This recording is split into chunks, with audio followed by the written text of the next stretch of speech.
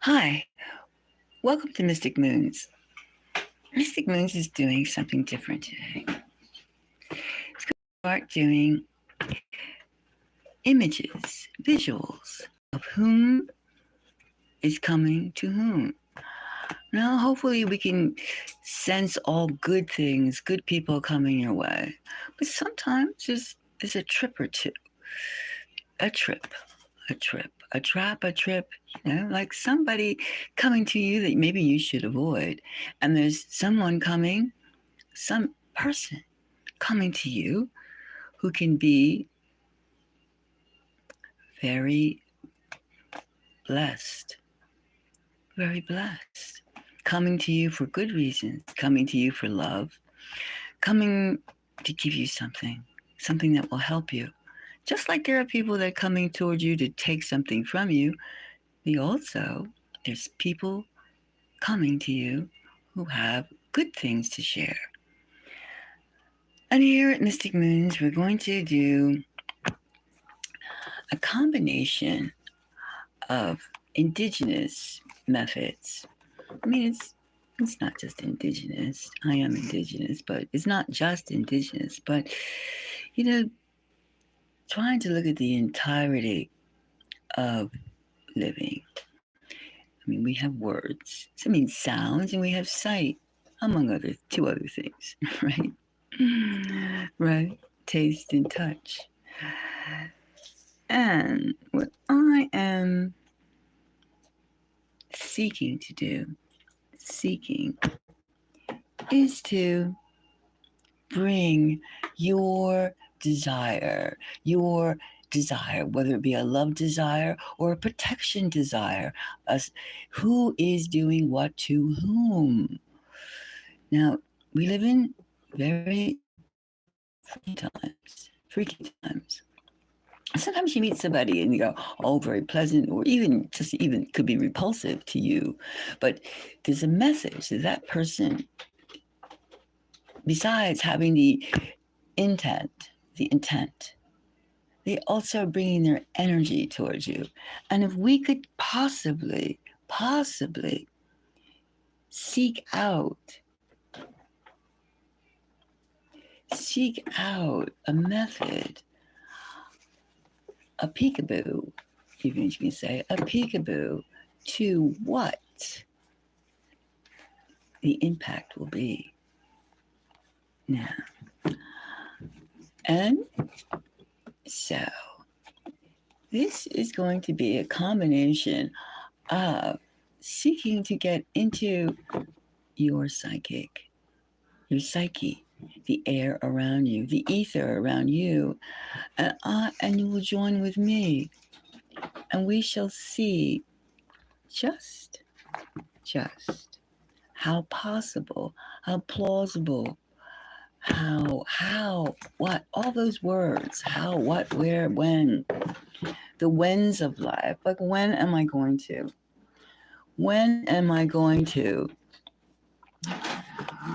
Now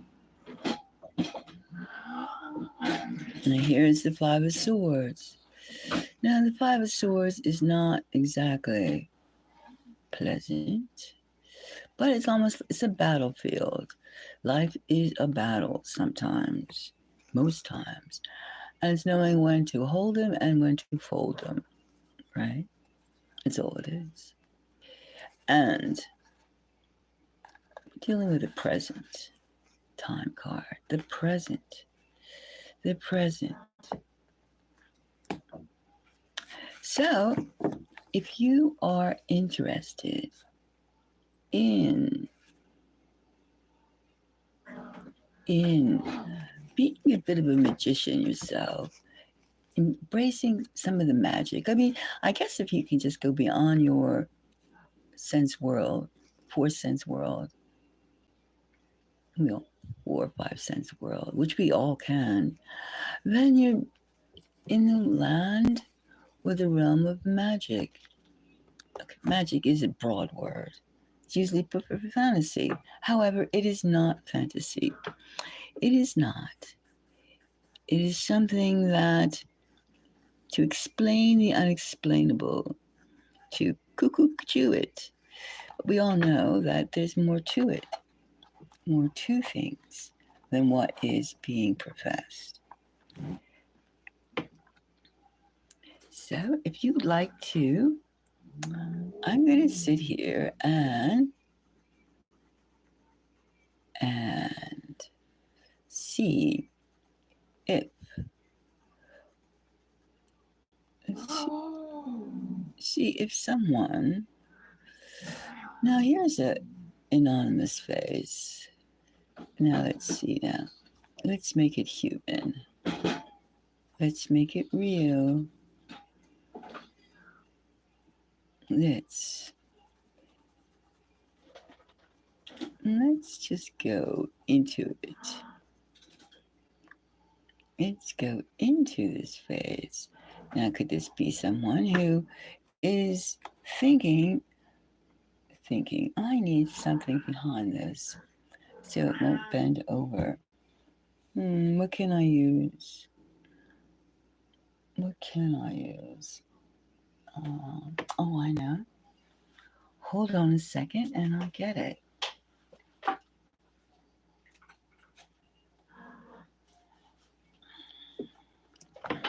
We'll use the power of gems. These are earth gems. Earth gems. They have their own particular vibration. Again, it will help to bring forth your ideas.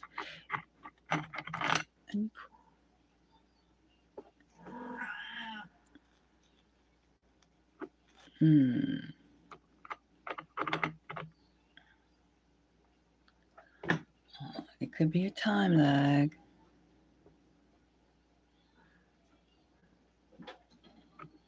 Maybe. Sometimes. We can take care of that. Don't worry about it. Now, let's see. Behind here, now we have all sorts of magical items on the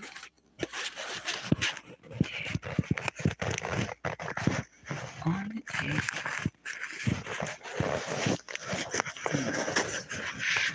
Maybe we should take one of these gems. Let's take this pyrite here and put it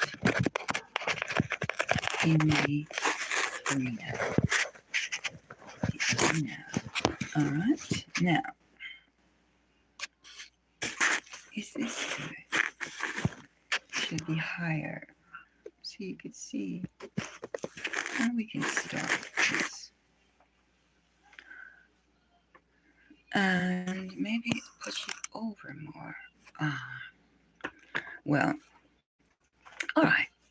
So, now this is something new.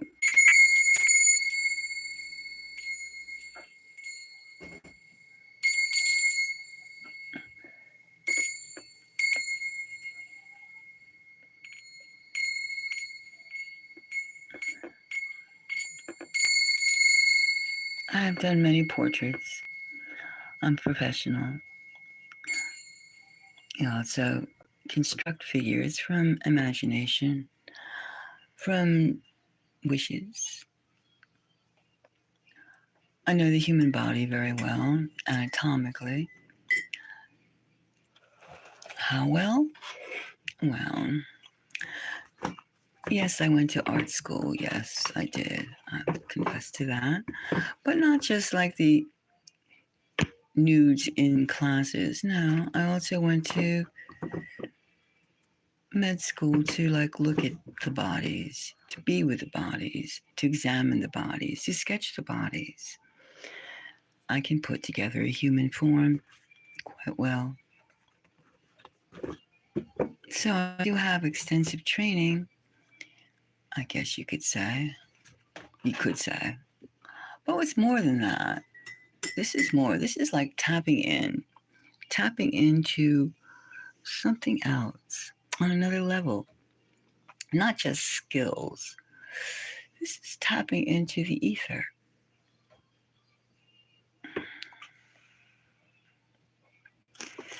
Which we could do. Now, let's see now. Now, is this person, okay, now, this is a man, and let's see.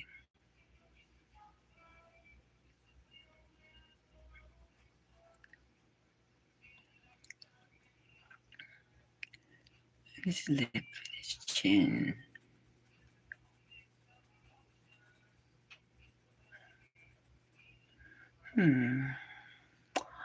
All right, now.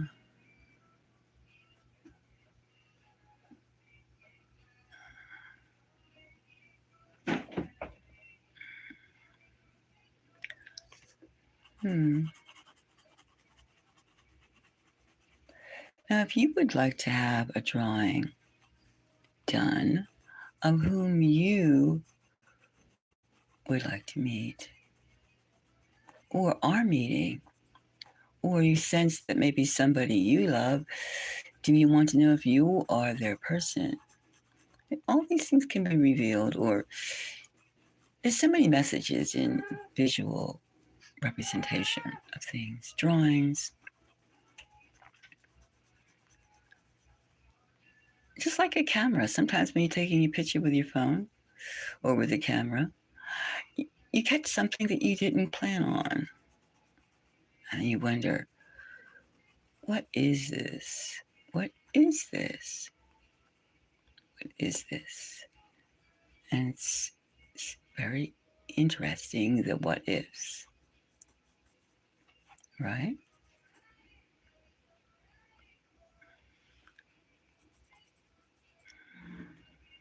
I should be back, but I'm here.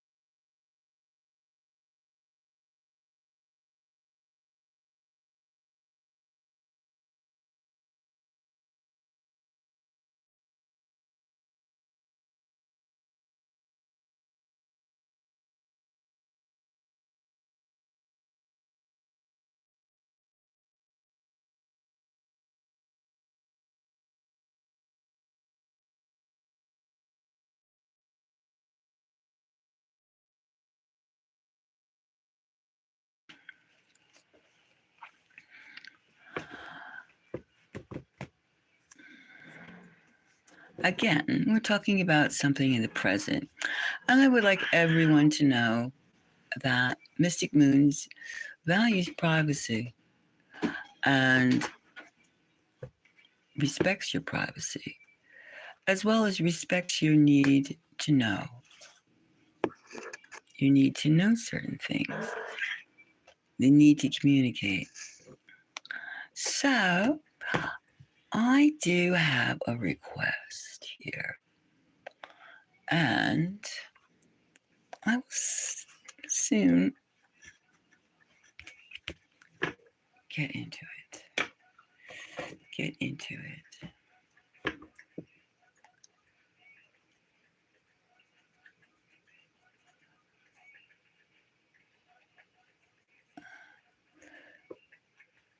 Mm.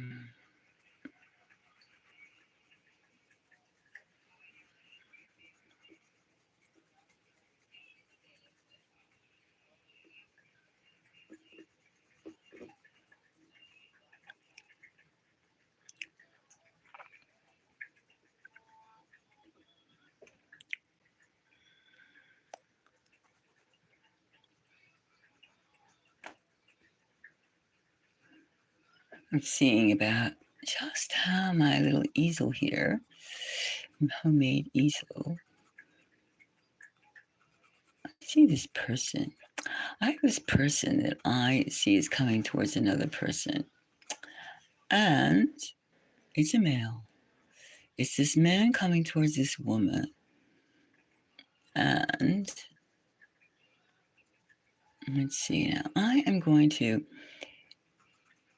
Now, I see that the brows aren't quite.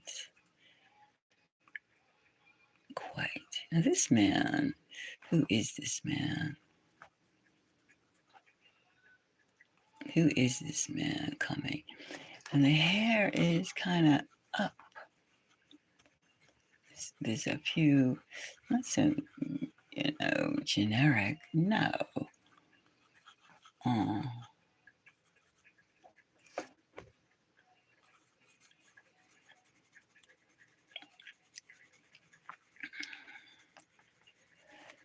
Yes.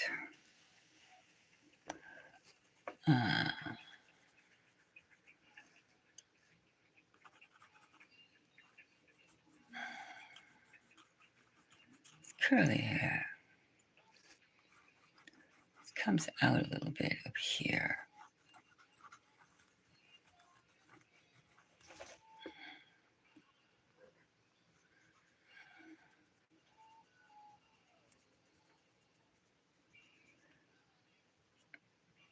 Now, this eye is here. This one must be people here.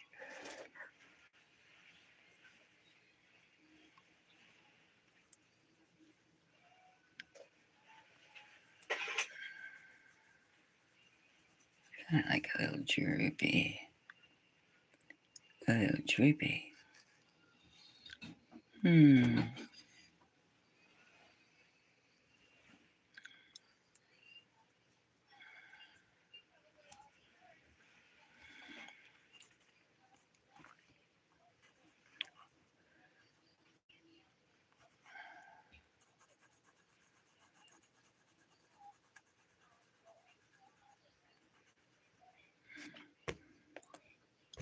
Let's see.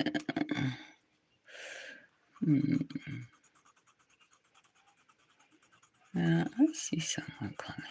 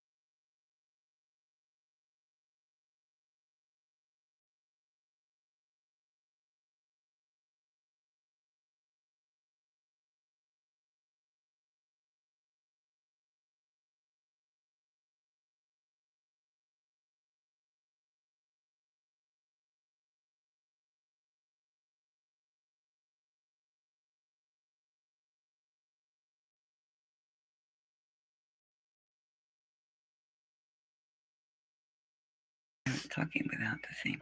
What?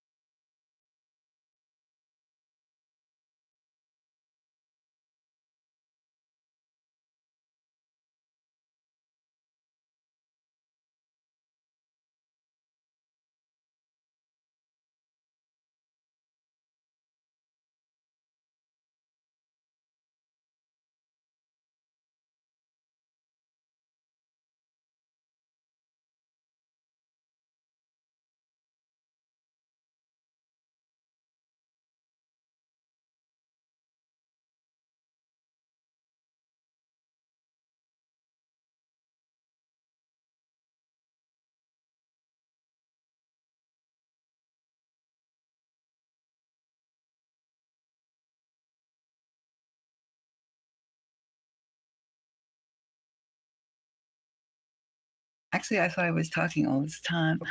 No, this looks like someone who has been watching you for a long time. They make it seem like, that year that won't be named, and then they.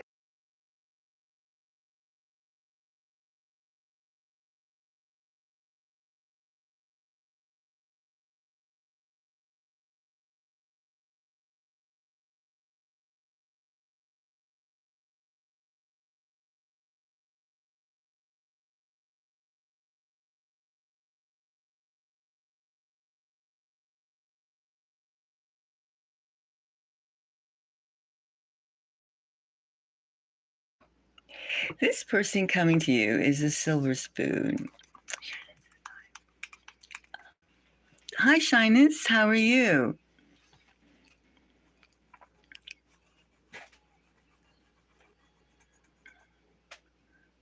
The chin is too long. Let's see. Chin is too long. How can I do this? I must get a brush. Let me see. It's too long. The chin is too long. Let me see how to fix this. How to fix this? Oh, yeah.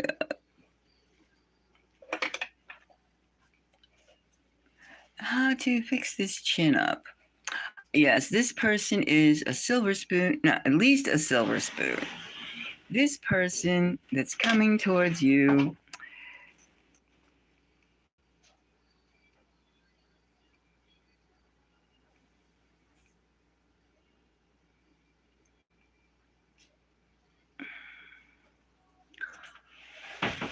This is someone else who asked me to do something like this. Hold on, Shyness.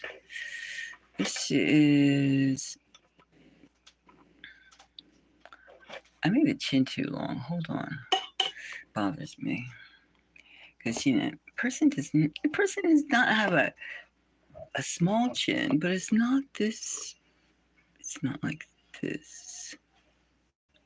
This person he's a looker, but he's a smug person. I don't know. This person, let's see now here, a little bit more down here.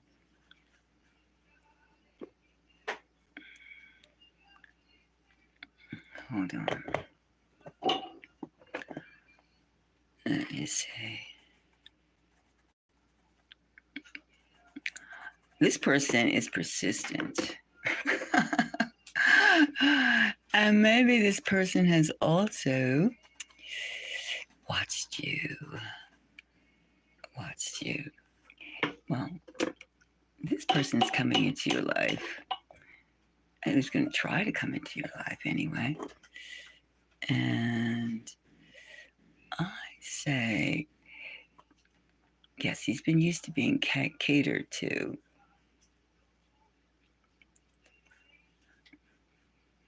And, well, we can let me see a little bit more space up here.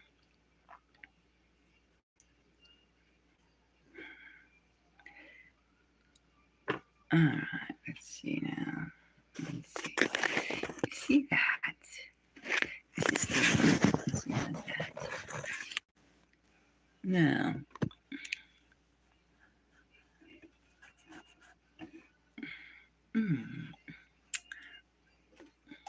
it's more of a space on the top. More forehead. More forehead. More forehead.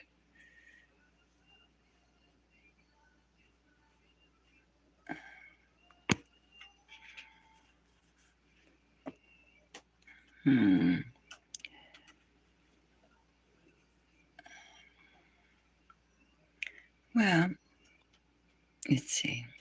Let's think about this for a while.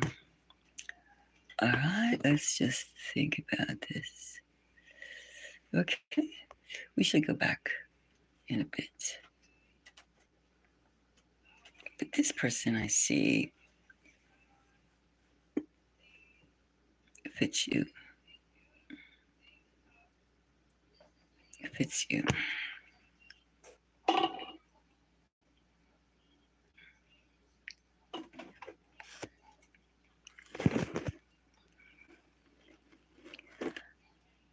All right, now this person fits you.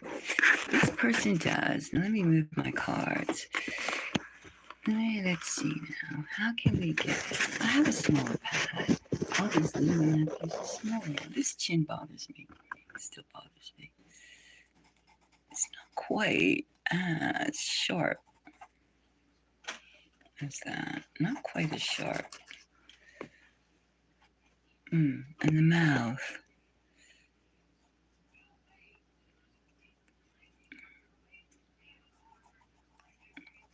Well, you're going to meet this person anyway. Someone who looks like this.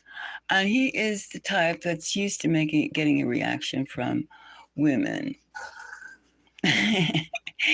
However, he's going to be intrigued. He's already watched you. He knows you. You haven't paid attention to him. And he is a bit, he wants to change that.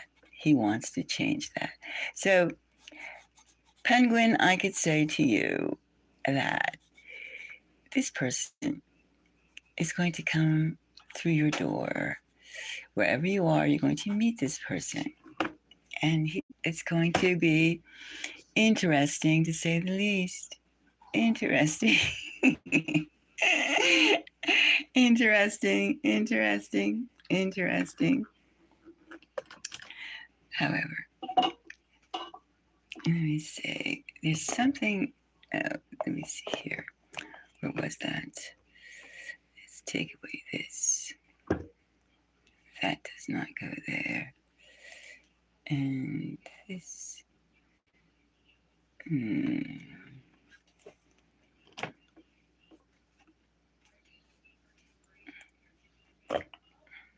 Well,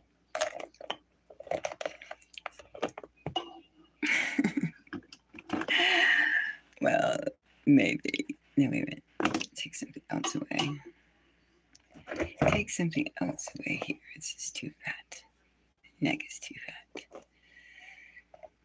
And we could even say, yes.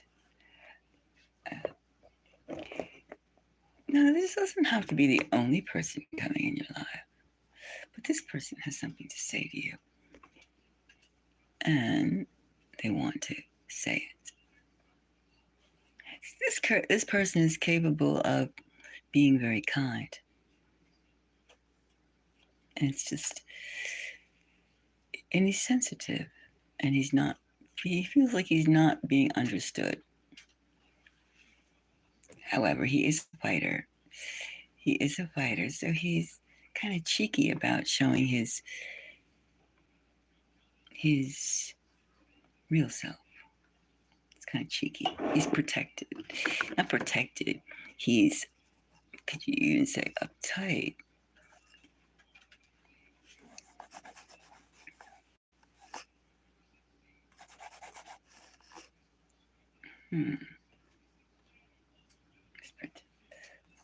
Let's see. Now, one moment and I will get to shyness. Hold on.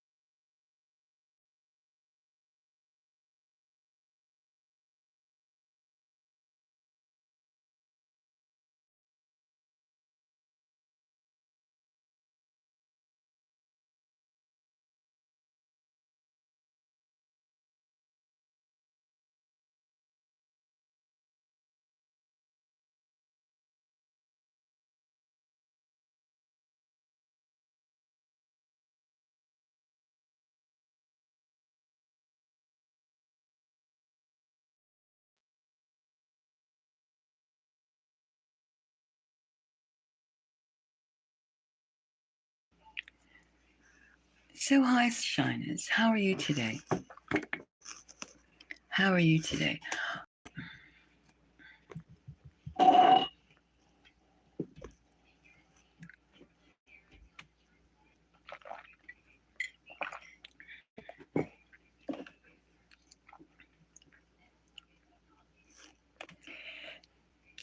I thought about your sketch. I thought about your person, and we can go through it. We can do it. Let's see.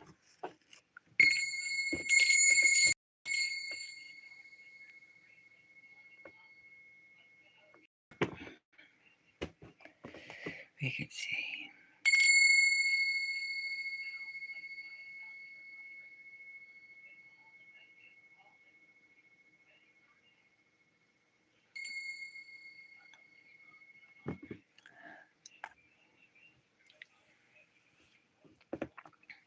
Now, this method of connection is different from, it does take readings to go into it. We've had done a reading, that's part of it. But the whole thing too is psychically connecting your ether and my ether. That's what makes it unique. Now, if we can communicate on the same mindset, the same state of mind and spiritual sense, we can get there. And this is a different reading from the one we did before. This is different because this is called visualization. Visualization exploration. And this is different. It takes a while. It takes at least, could take a half an hour once we get into it. It could take, because what we're doing, we're going to use the tarot, just one or two cards, to probe into our connection. Our connection. Now, I know, Shyness, you want someone to love. You're looking for a lover. You're looking for a complete lover. However, Shyness, sometimes other people could be coming in between that desire. So we're going to try our best to keep it on love. But it could also be something else. Because once we open up our connection, and our connection doesn't stay connected. It's like, fine tuning it. Because, because not to say, but because people are complex. People have many sides to them that they're willing to share and sides that they're not willing to share. And of course, I respect your privacy at all times. An open line of communication is necessary to get proper visualization. And we're going to use this sketch pad here, right? We're going to bounce off. So, but this is a dig in your mind, digging, plowing through, releasing, sharing.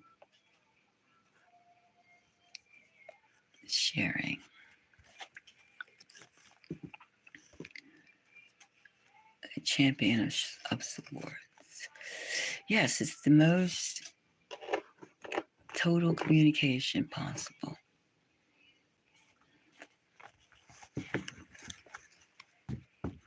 And this is, as I said, Shyness, this is different. And it's also not connected with yesterday's reading in the sense that, I know you know me, that's good. We already have a heads up, but we're going to have to explore more. We're going to have to, let me fix these.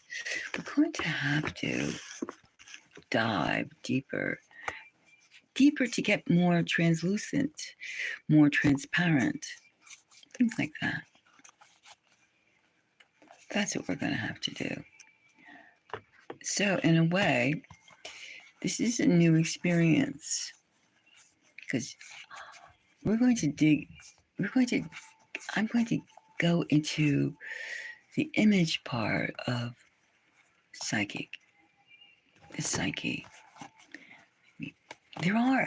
It's almost as though it's like going into time, the dimension of time. In, out, in, out, in, out, in, out before it happened. The time dimension. Light years. We can use that word, light years. We're going to jump through the time gate. That's what we're doing. We're jumping through gates.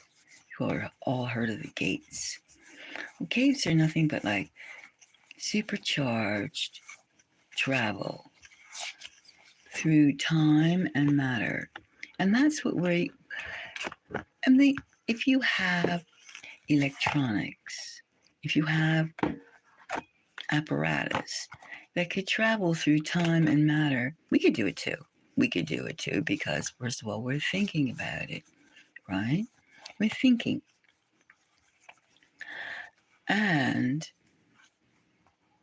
we're going to basically you're going to open your gate and I'm opening my gate to you, which we're kind of opening and we're seeing how deep it is, how much. Just visualize the gate, seeing them being dramatized, an opening full of like stars, full of like lights, full of like motion, foamy stuff, sparkly stuff, all sorts of dark stuff, light stuff, all sorts of things.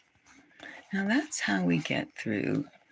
We get visualization, we get a 3D, we get an image, a glimpse. Now, I'm trying to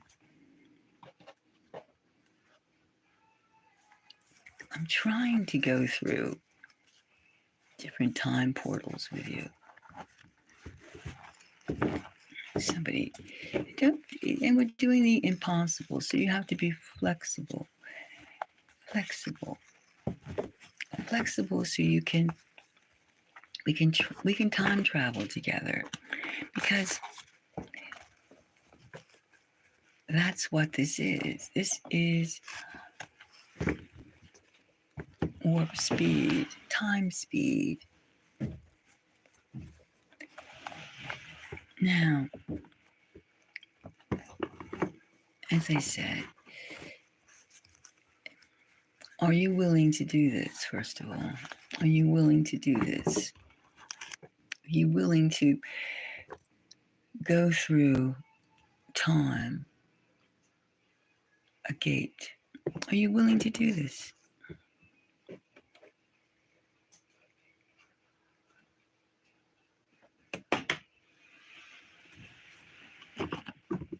Are you open?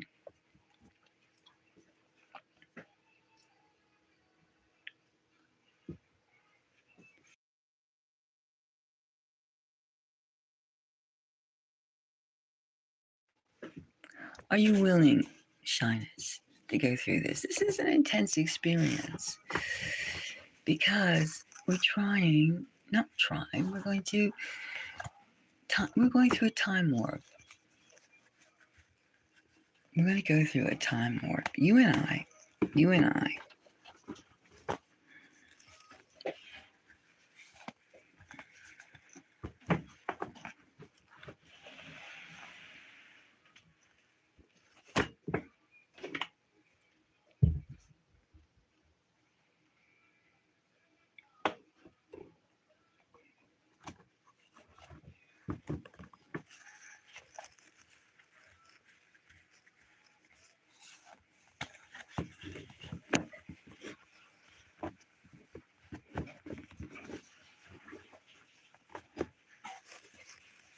Okay.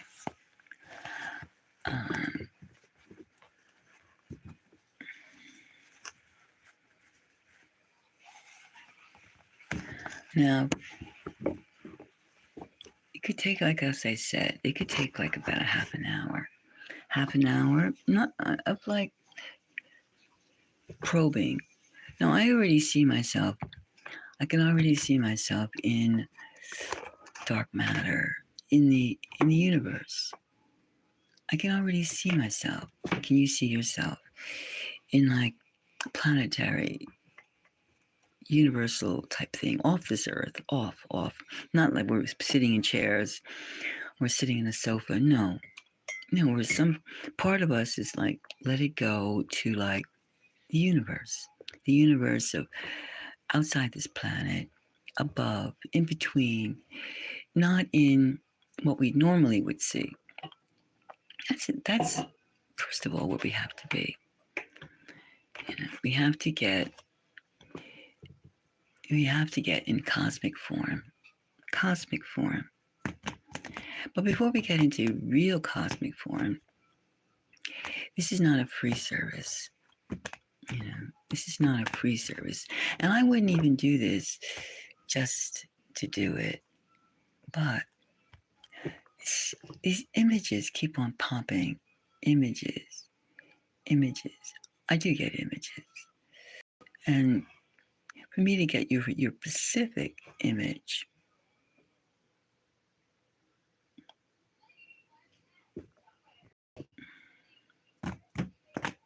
I charge for this. This part of it. I already know you, but I want to know deeper. I want to know your cosmic self.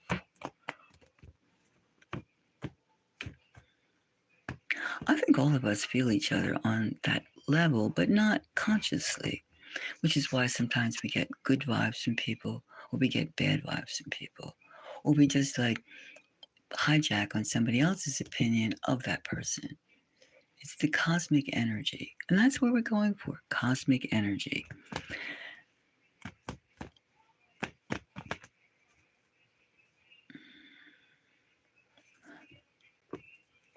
Yes, and this is the Crown of Cups. Totally, this is equal to the King of Cups. This is reception, emotion, sharing. This is directing it into, we have here,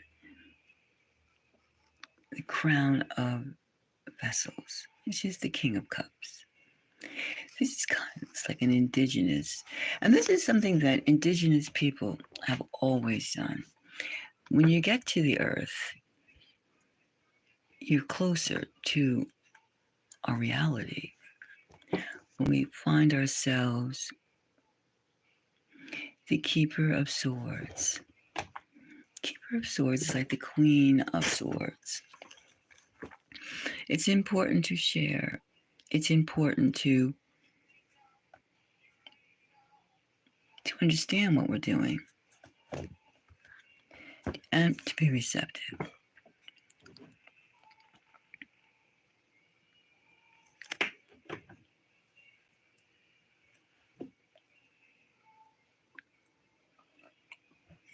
So, what I'm saying is this is a paid service, and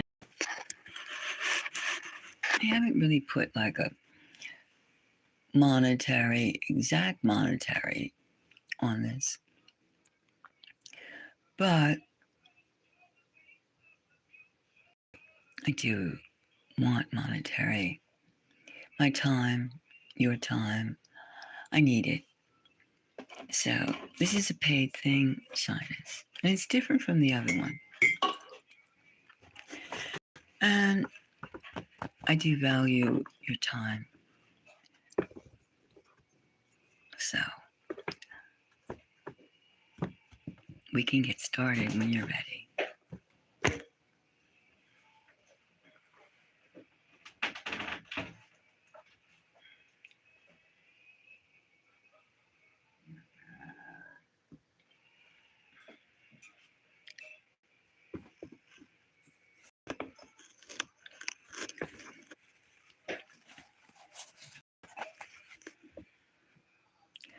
I'm using these cards because these are more mystical.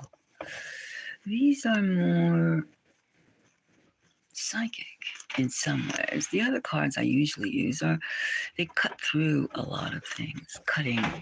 These are more transparent in a way, different. This is more psychically attuned. It's more visual.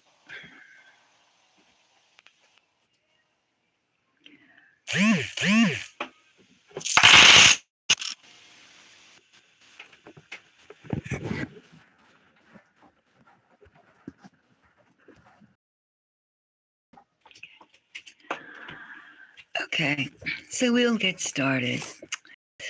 Thank you. We'll get started. Now this is going to take a while, but I want you. Now I respect your privacy. Do you understand? But I have to ask certain things about. Okay, now certain things about what you really desire. And I asked in a way vague questions, but it shaping. We're going to shape the ether. All right? We're going to shape the ether around. Now, you and I are, okay, now we're in space, okay? Just you and I right now. And I can feel your need and you could feel my need. We could feel each other, right? We should be able to. And just keep this image. Now, at space, we're in space. We've all seen pictures of space. And, we see darkness, we see different twinkling things, we see foam, we see sparkles, we see everything like that. We see motion, motion, motion. And we're there, okay? We have this image. And we're talking to each other in a way. We are talking to each other. Now, when you are seeking love, it's your hands. Your hands must become your eyes. Your eyes must become your heart, right? Now, and your heart must become in your energy. We're going for heart energy.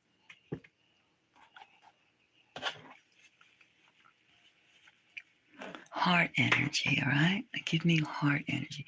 Now, we're getting started. Let me check the time. Okay. Now, okay. Now, let's see. Heart energy. Love. What you need. I know what you need. None of our needs are that different. However, they are different from other people's. Your personal needs. Now, this person that you love that's coming, now what message? Let's take a few cards here, just a few. This one. Strength. You need someone who has strength. So you're going to look at this person. Now let's start with a sketch. Let's start with a head. All right. Let me see. Okay. Now, we're going to, here's a head, a face. Okay. Now, just an oval. We're going to put this one here. All right, with the strength card. Now, when you see someone, like, do you perhaps, your shape of face, how would you say your shape of face is? Is it oval? Is it square? Is it round? Tell me. Do you have, and tell me what your preference is. I mean, people that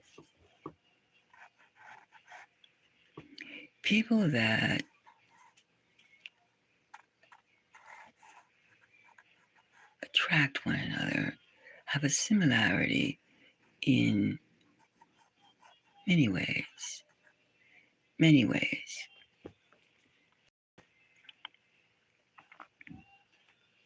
Your face is round. I was hearing round. And now when you like a man, do you like them lean or do you like them stocky? Do you like them fleshy or do you like them lean?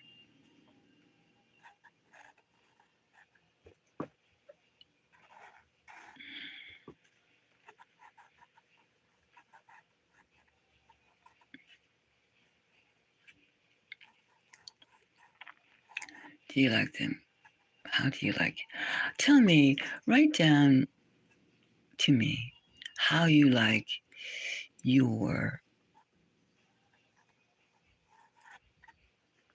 what turns you on. I mean, you wouldn't look at somebody necessarily who did not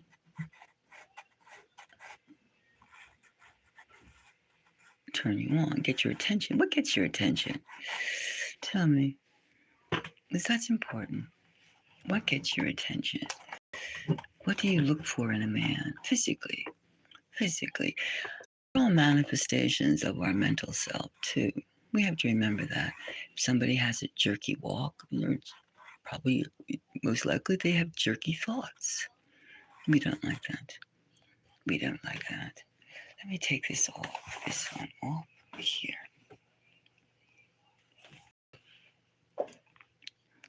Now, okay, let's fix this here. Okay. Now,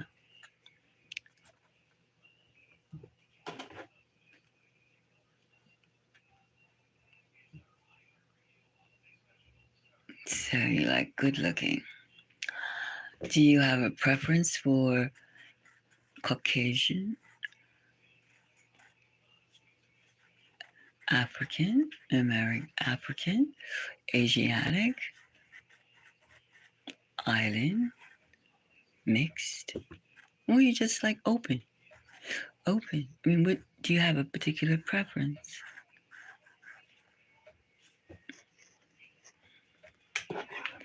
I mean, the man who would, you like African American. All right. Now,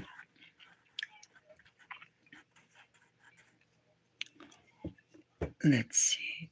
Now, there's many different types of African Americans. Africa's the biggest continent in the entire planet.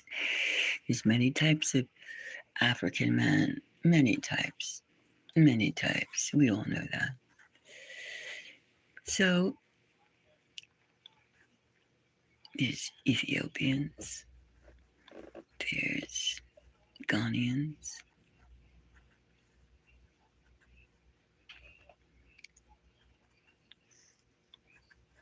but however, now, you want a good-looking man with clear eyes, clear eyes.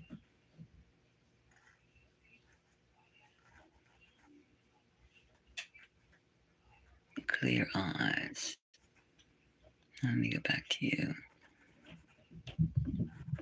Yeah, clear eyes.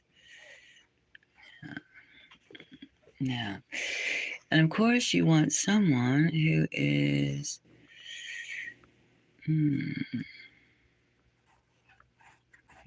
Let's see now, this man. Now, a strong brow is important. We may have to extend this up higher. Up higher. You don't like a sloppy man either. Not a sloppy man. But you want a man with some style too. You don't want someone who kind of, Now, do you go to the store? Where do you frequent? I mean, you go out and do you go to the store first of all, or do you have things delivered? So,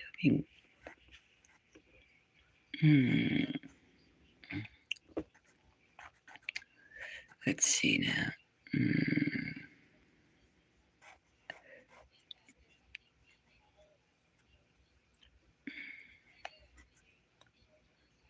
Now,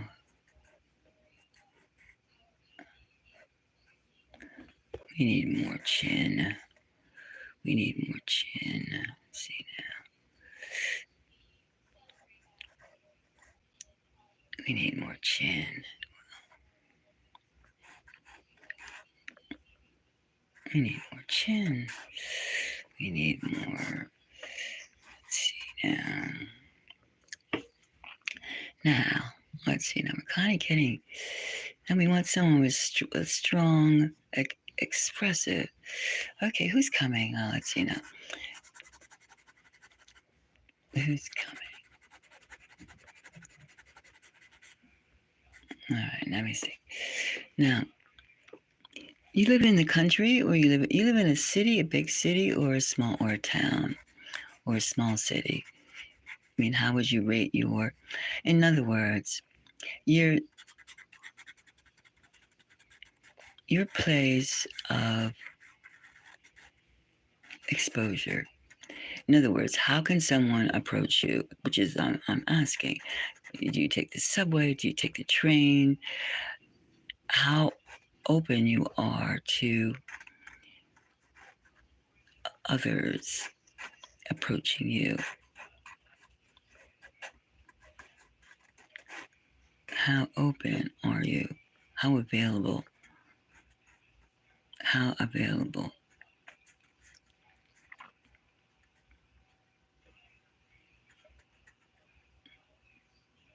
How available?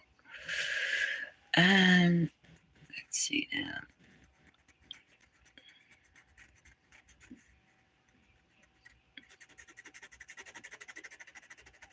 How available?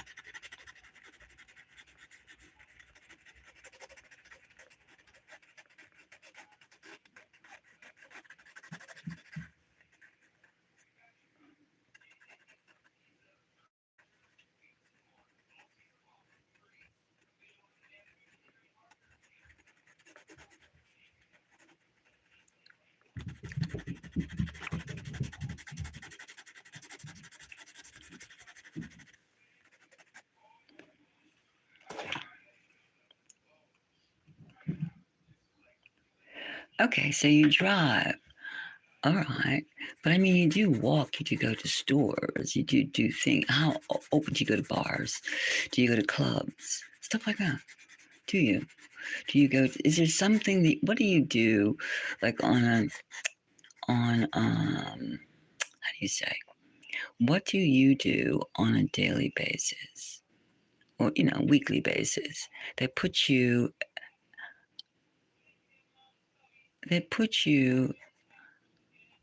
in a position for someone else to see you?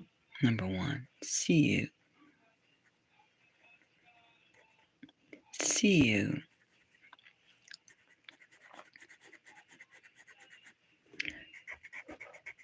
All right, now this person is coming. This person is coming into being. Someone's coming into being.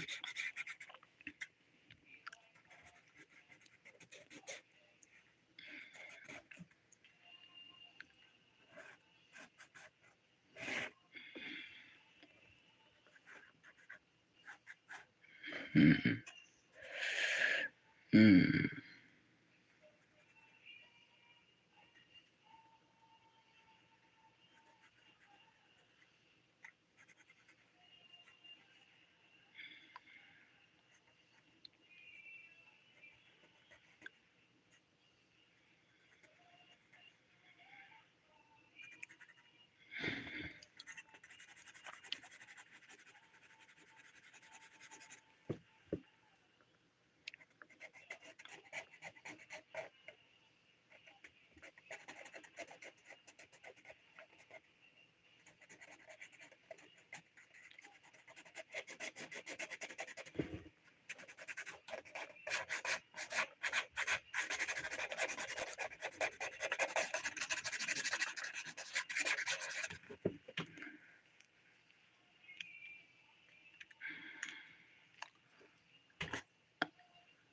Oh.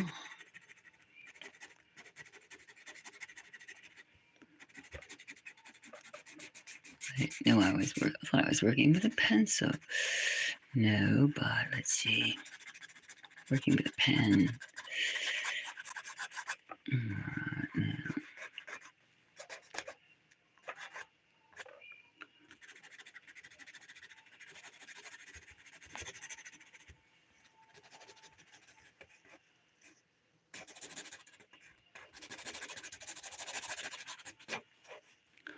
Okay, so now we're homing in.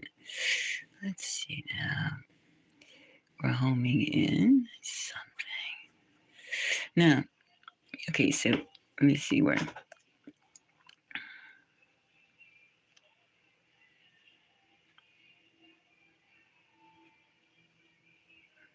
Say you go out once in a while. And how do you work in a public place? Do you work in an office? Do you work remotely? I mean, do you work in an office? I'm seeing you, the point of contact. I see this person coming. You see it? I see this person coming. Still getting their head. This person. Now, let's see. Now, let's see. Let me see. Let me think. Let me think. Let me feel.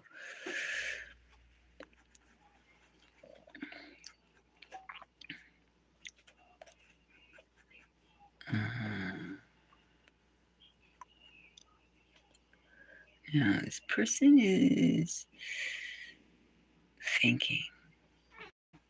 This person is thinking. This person is a thinking person. This person is an intellectual.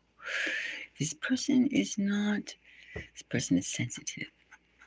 Of course, this person can maybe feel me probing around, could feel you and I probing around in their psychic. They feel something. They feel something. They feel something. Wait a second. They can feel.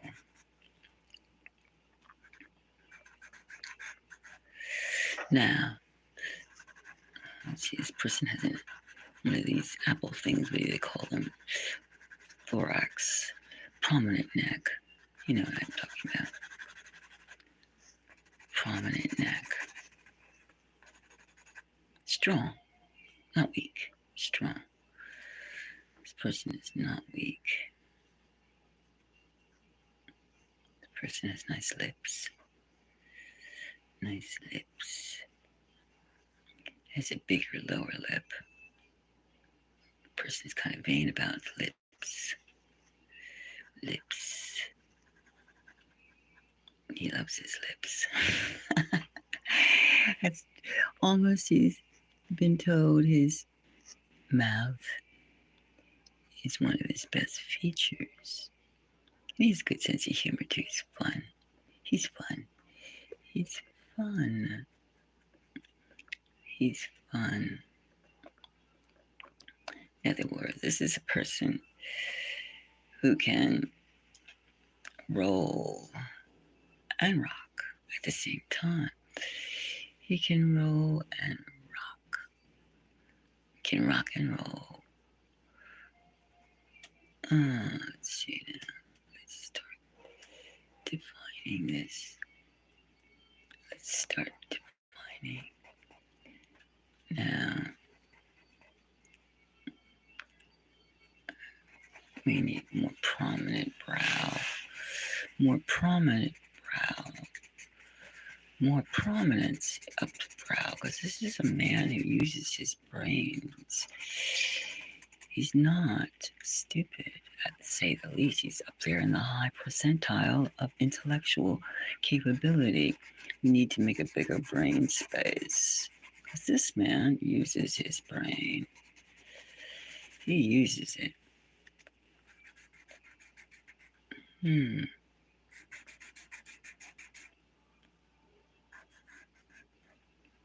He uses it.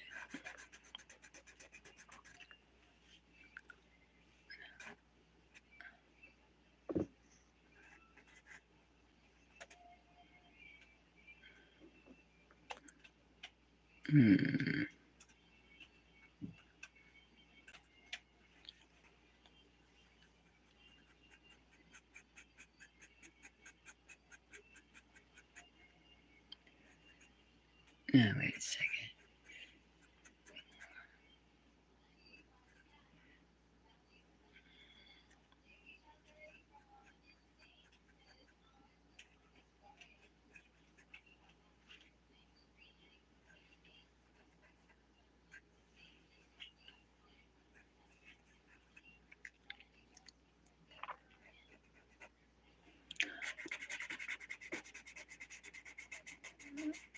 What kind of hair do we have? Let's go back up here.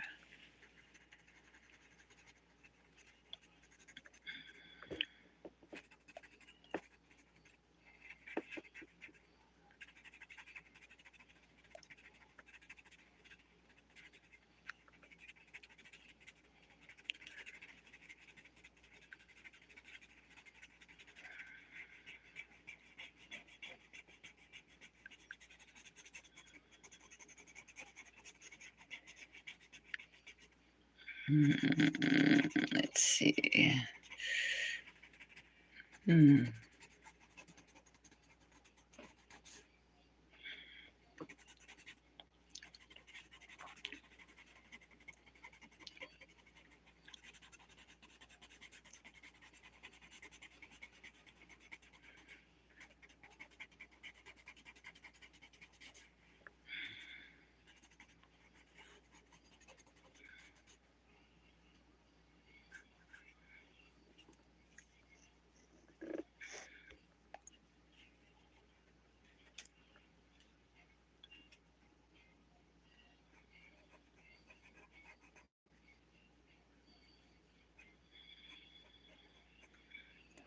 Let's see.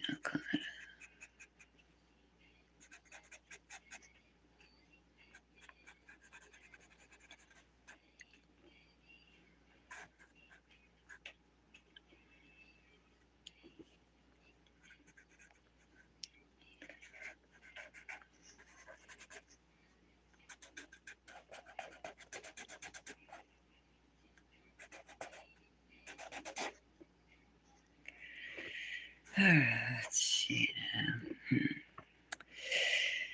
Okay.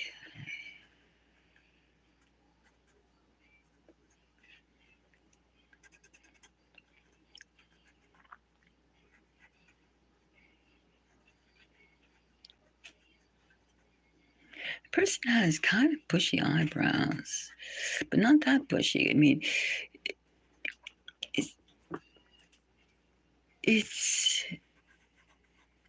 almost piercing. I would say he has almost piercing eyes in the sense that you can look within. I mean, this guy is aware of the times we live in. He's not, as I said, he's not stupid. He's in the high percentile of brains, desires, and skill set. This guy can do it. This guy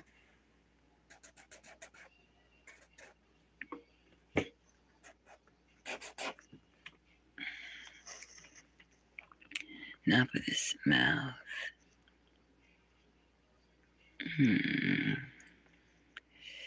His mouth.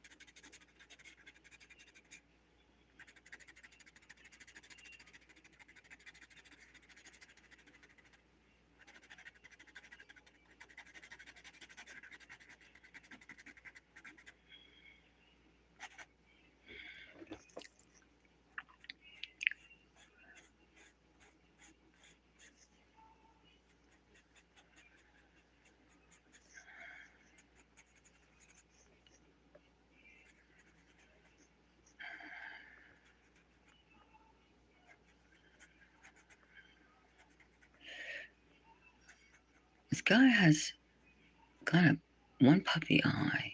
Puppy in the sense that, like, I mean, they're deep set eyes, but one eye has a kind of almost like a droopy, not unpleasant, but something about the eyes. One lid seems to be.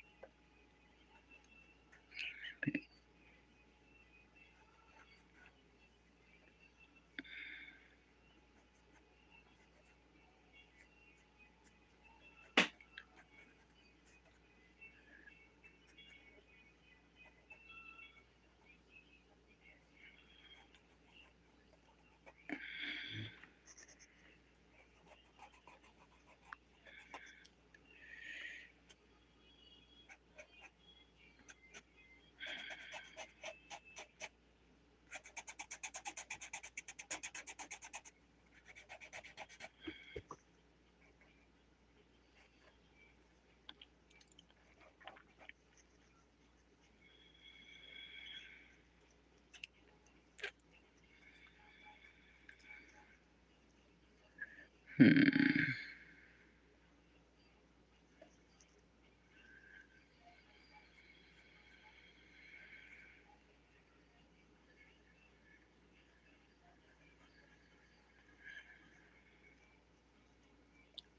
Wait a minute. It's like.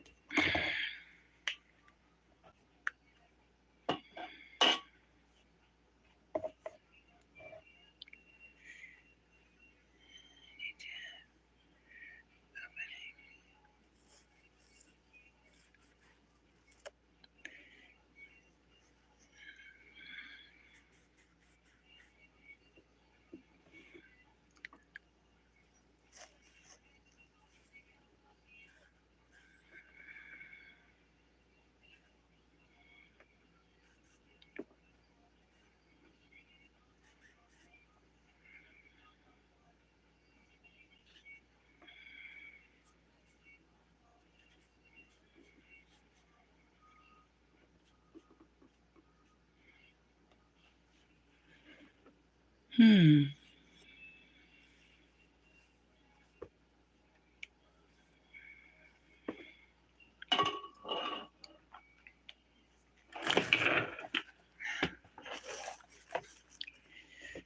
Hmm. No.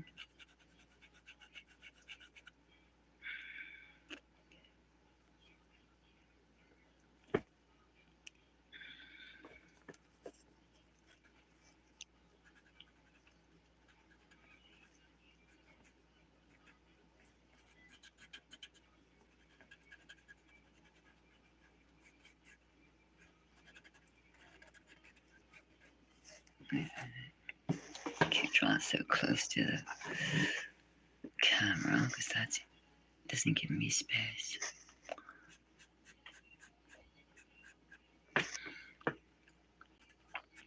Basically, is someone who is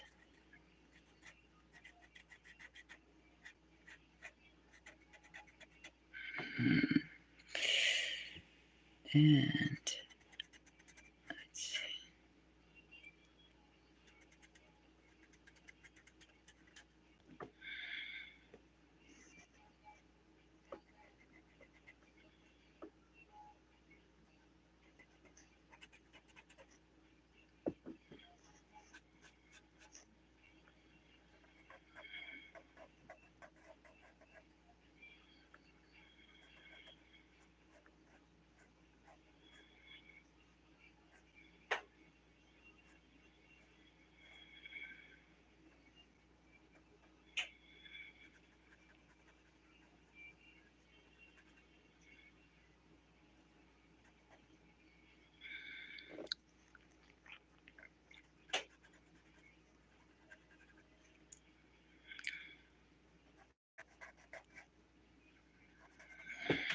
Second. Let me get another pen. So let me get a pencil now. Going into the fine areas. Pencil, where is the pencil? Oh, over here.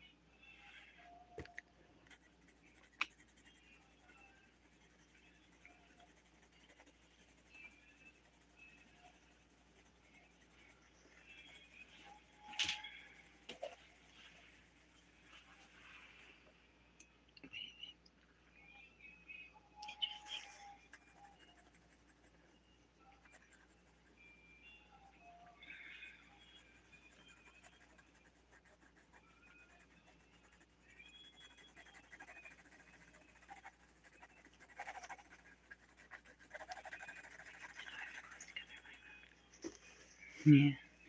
Now the eyes, these eyes are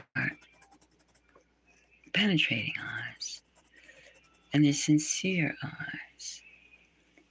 And there's something, as I said, one lid, not very noticeable, but one lid is more puffy than the other one.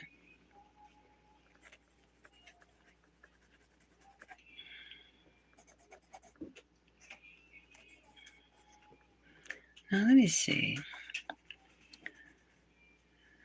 So I see a person with very clean features, very, very clean features.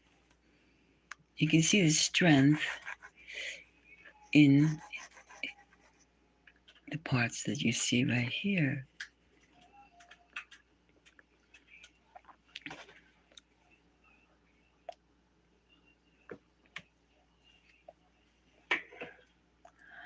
And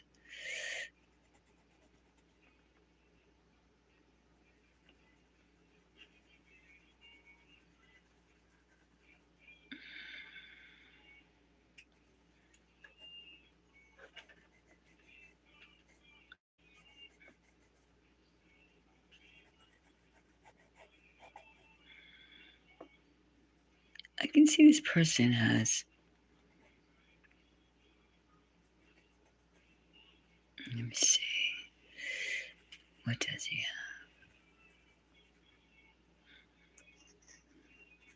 Well, he has a sincerity about him that you'll notice, an intensity.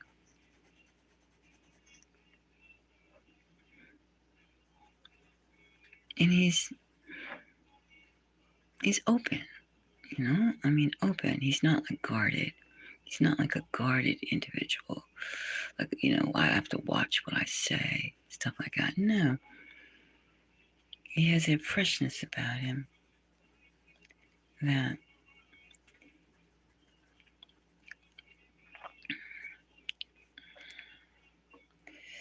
this guy has a freshness about him.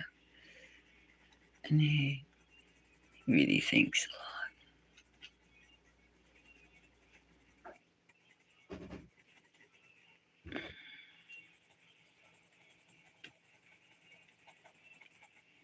He really thinks a lot.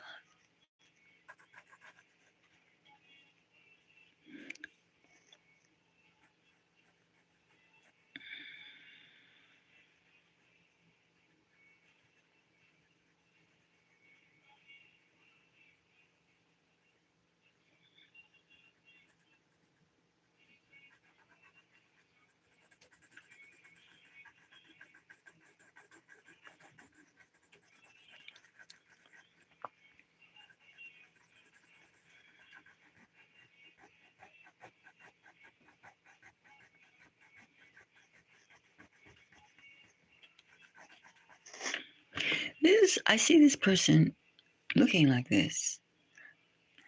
There's something about the hair too. I mean, it's like some parts are sticking up, some parts are down. It's interesting. It's not like it's it's hair that does what it wants to do. Right?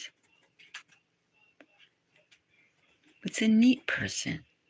A very neat and compact. By compact, I mean he doesn't have his shit hanging out all over the place. The man is strong and expressive. He's very expressive.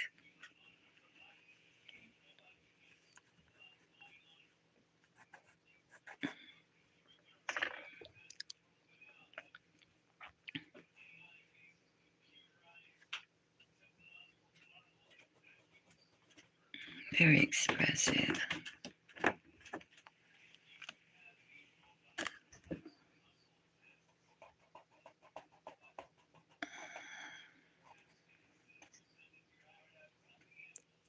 Now,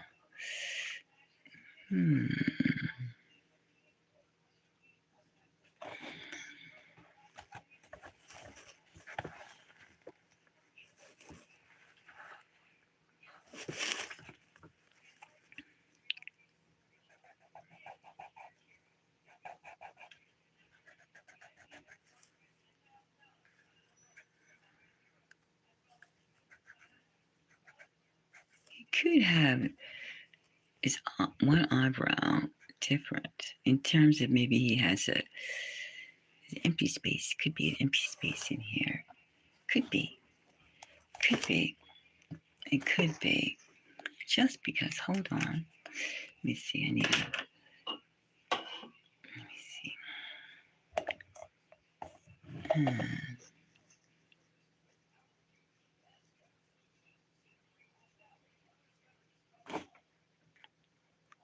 Wait. The eyebrow's not quite that heavy on its side.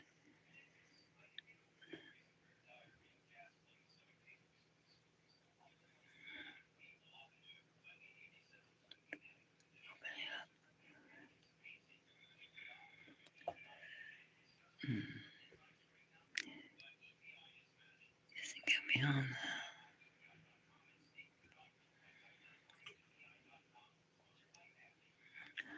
that. Well, that's just other fine tuning.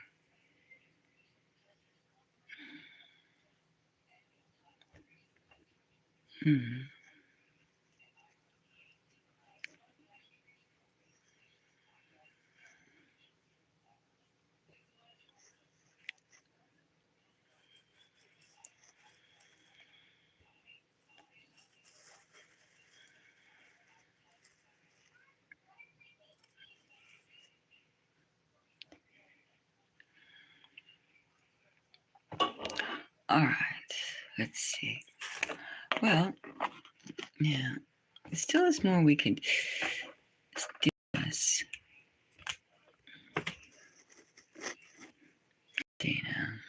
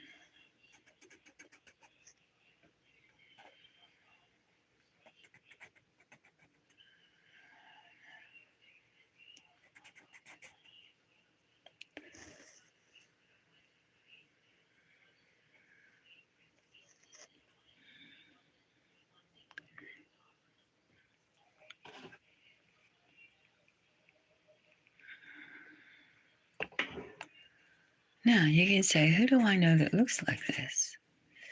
Looks similar to this.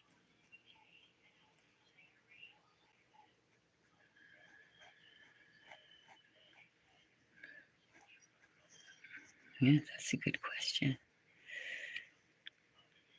That is a good question.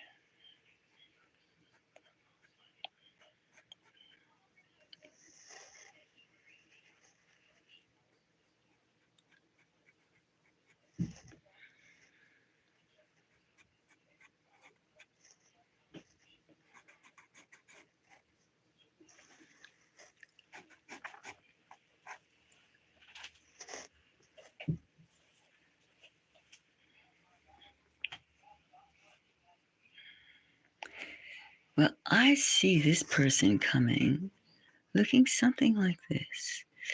Coming. I don't know if I have the mouth right, but I'd have to think about it more. But there's something, some kind of the essence that I can feel this person, shape of the head, the neck, strong neck, strong neck, strong, strength,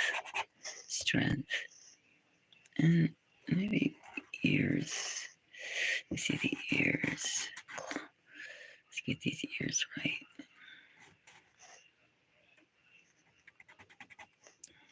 And something like this is coming to you.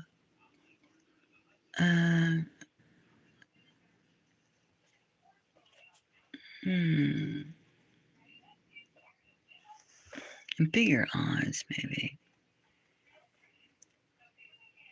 Bigger eyes. Getting almost blinded looking at him. This person.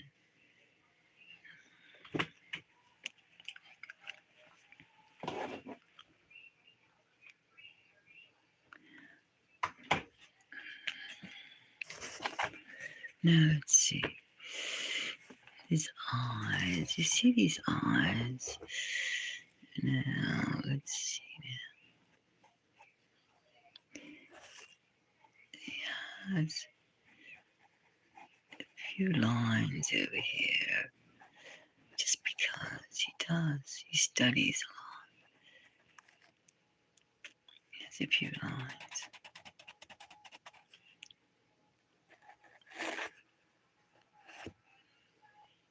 See those eyes? Have you seen those eyes?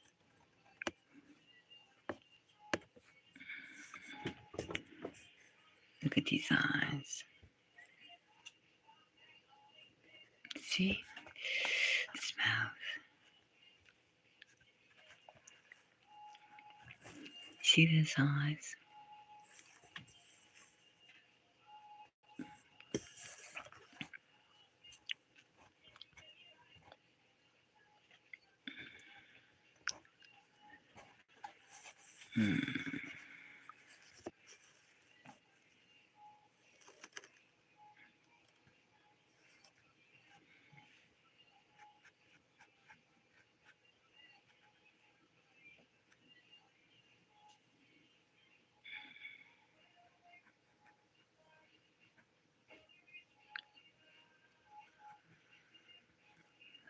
Age? I'm not sure about the age. But there's something. See those eyes? Like that.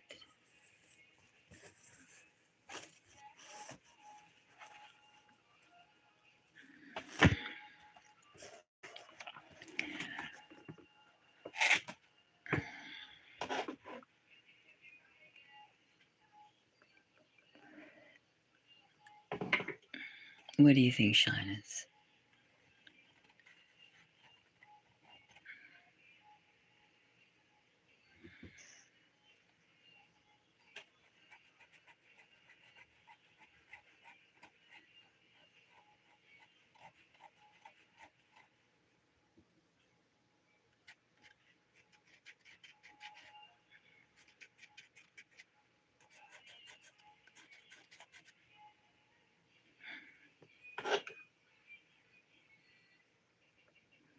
Contemplating. Contemplating.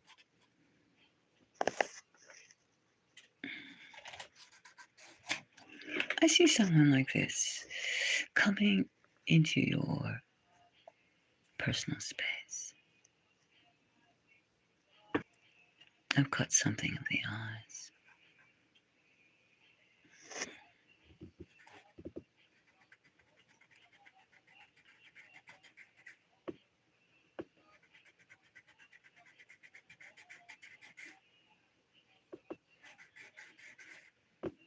And I also caught the vibration. The vibration.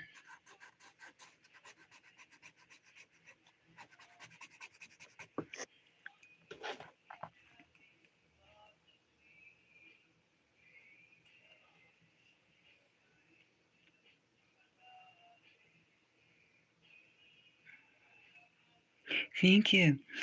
No, there's someone who's like very, very, very, very, very sensitive.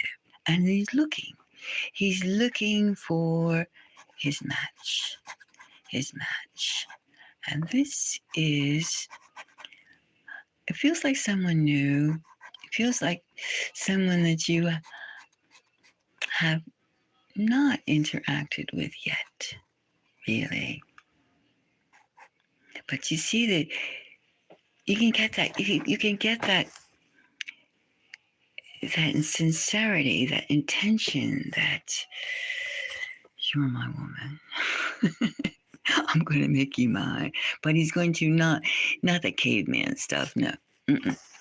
I'm talking that it's just like a flower budding. When you meet this person, it'll be like a flower ready to bloom, and it won't wither either. No, like that.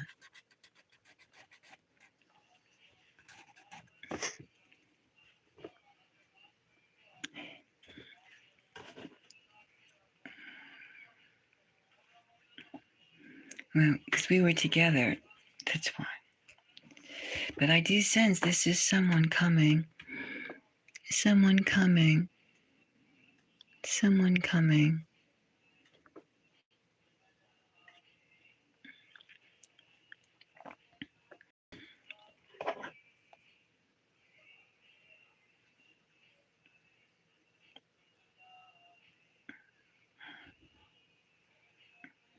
Well, there's someone, and it could. I see. I sense like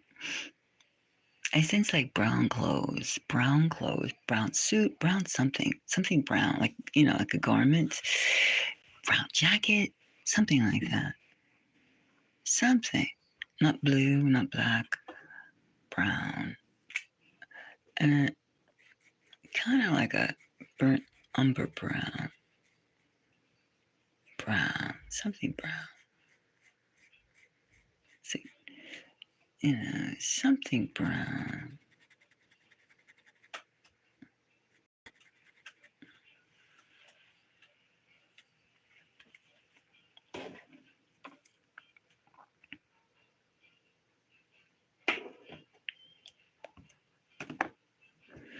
Yeah, it's definitely something brown, and you will feel the strength of this person. I guess that's what we were kind of feeling. You will feel strong because he's resilient. He's mentally strong, mentally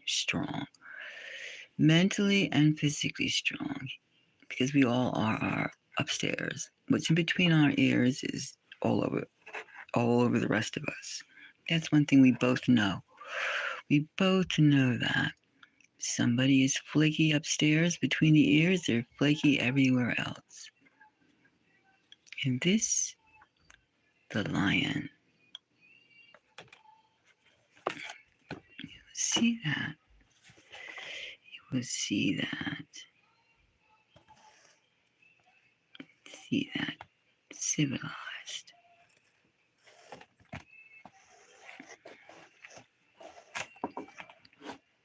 Civilized.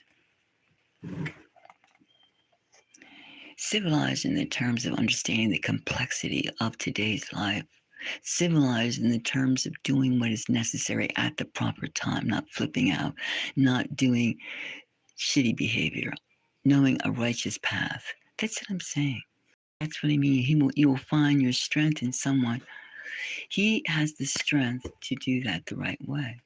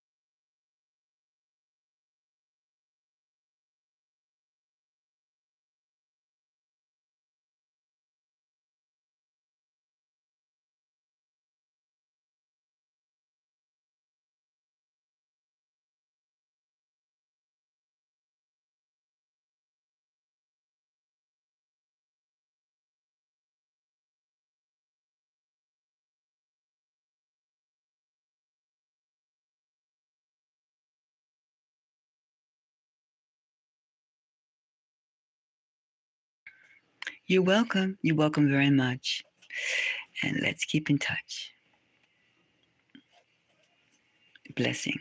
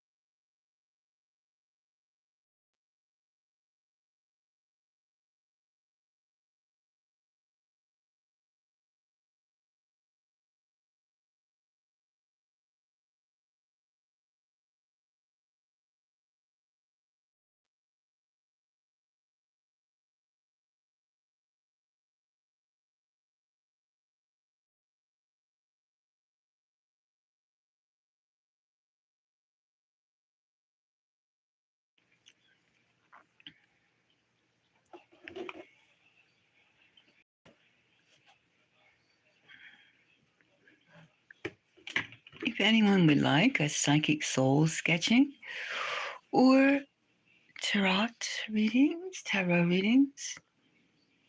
don't hesitate to type in your question or your communication. I am here and ready to take a trip together in the cosmos and see what's what. Hi. Hi, Charlie. Well, this is something that I've new. Psychic soul sketching is both of us joining together in the cosmos, getting off the planet and like just being in the universe of the ether, right? And it is finding out who is coming to you. Who is coming to you? Hopefully for love, but it also could be like for someone who is maybe that you should avoid. You don't know. So we have to like find a commonality. You're looking for someone to love. Are you looking for a situation that maybe you should be alerted to? Stuff like that. So what we're doing, you know how you get omens and messages? This is the same thing, but it's like me and you communicating so tightly that we interchange in the ether, your ether and my ether, and I can grab a visual out of you and then I bring it to life. I sketch it out. That's what psychic soul sketching is all about. It's like sketching is catching you for like the good things as well as posting someone you should be. Because you know how people are. There are many types of people around. Good intentions, bad intentions, people that like are shy, people that are not shy. And that's what this is keeping. It's like it's an omen. It's a preview. It's someone that you should be alerted to. That's what it is. Yeah, I mean, I often see people. I see people. I see things. Sometimes I see flashes of activity. And well, I am a visual artist for years, always, and a lot of my work does involve the psychic elements. And when I usually see things and I just paint them, well, I'm offering that kind of intuitive groping or visualization to you or anyone else who wants to experience that type of interchange. And it's all I respect privacy and things like that, of course. And it's just communicating on a cosmic level, because I mean we have to constantly as humans kind of break the barriers, kind of just realize that there's a lot more to everything than we are being told or being exposed to, and this is an experience to go beyond the usual and to be more flexible.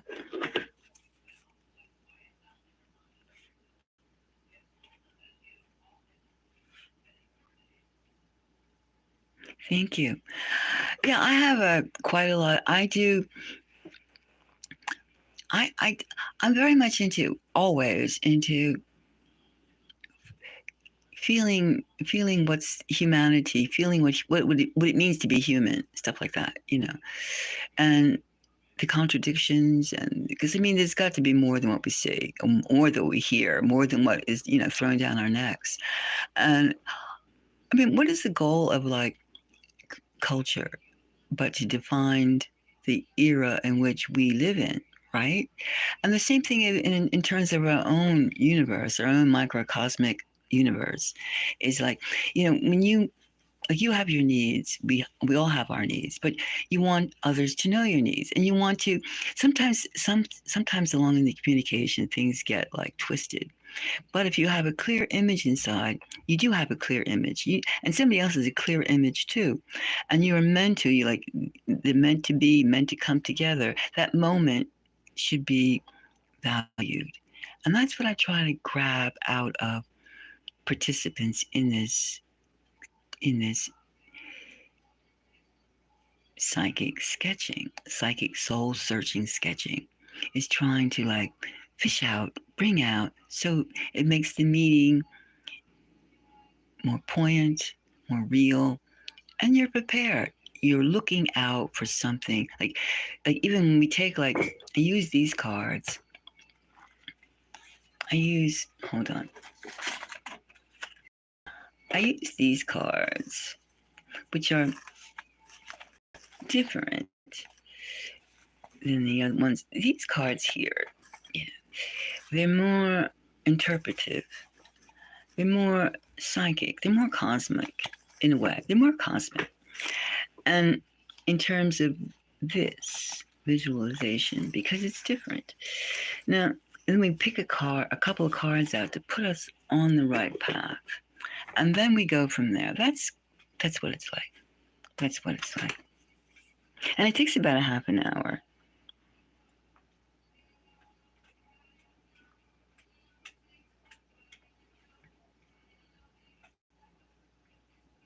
Ah, the Scorpio.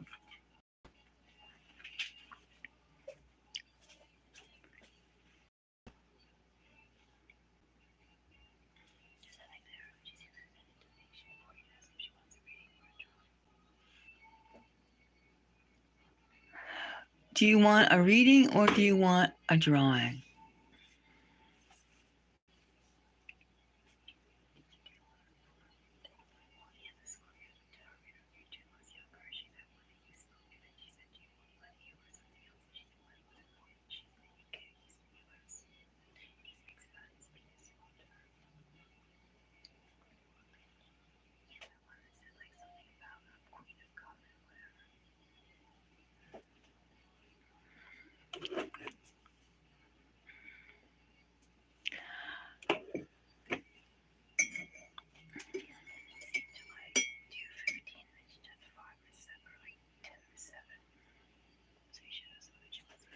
Okay, so do you want a reading or do you want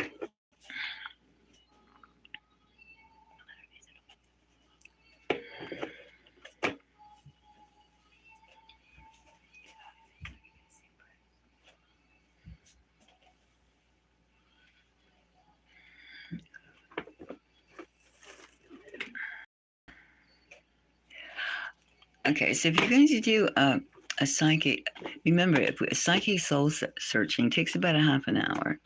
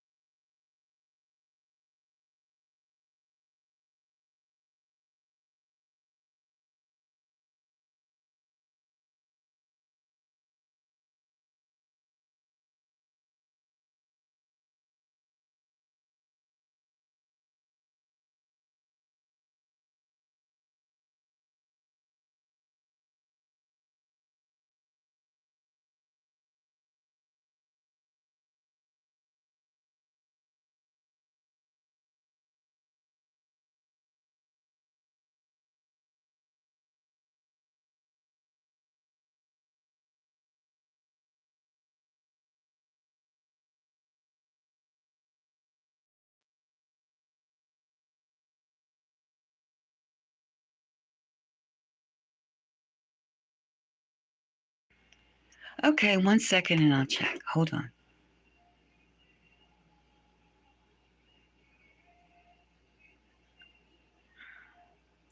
All right, hold on.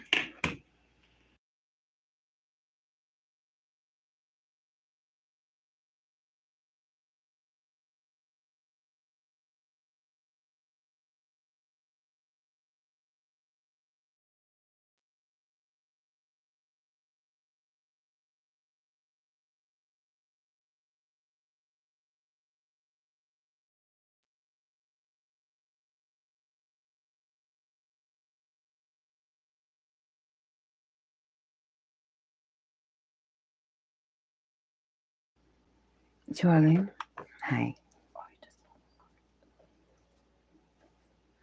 I'm back. Are you back? Okay, we're back.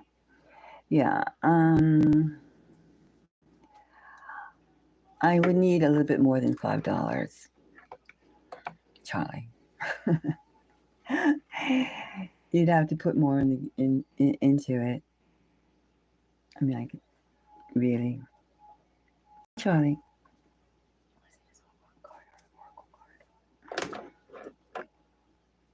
Okay, send more.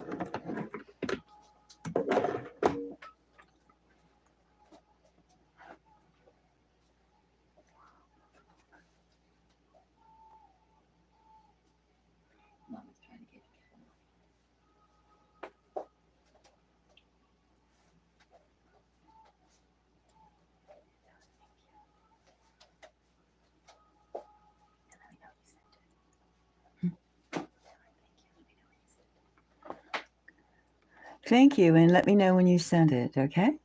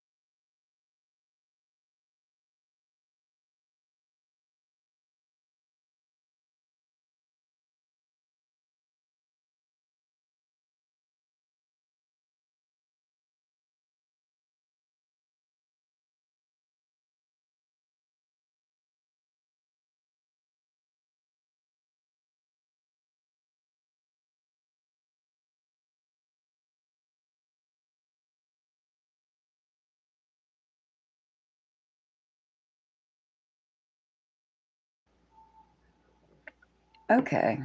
Okay. I'll do you another reading. I'll do a quick reading. All right. Now, your question. I want to see what egocentric is. This. Okay. Let's see. What's he hiding? What is he hiding? Okay. All right. Let's see. Now, let's take this down. What is this? This here.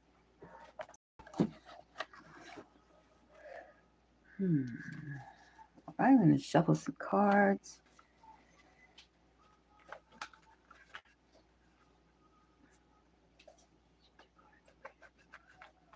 All right, what's he hiding? Let's see now. Let's see now here.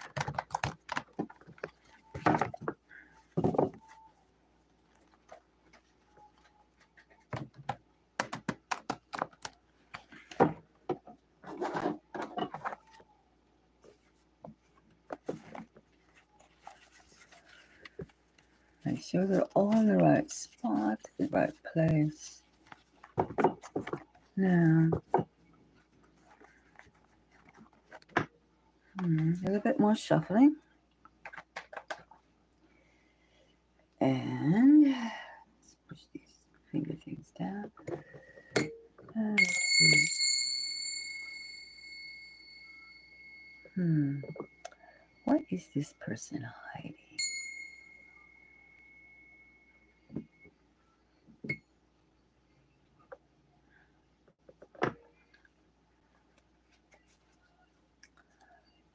Let's see. This card is speaking. Let me see. And this one. Okay. Now let's see what this person is hiding. We have 2 cards here.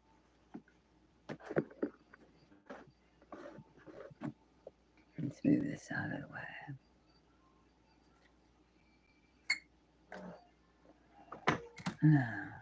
Ooh.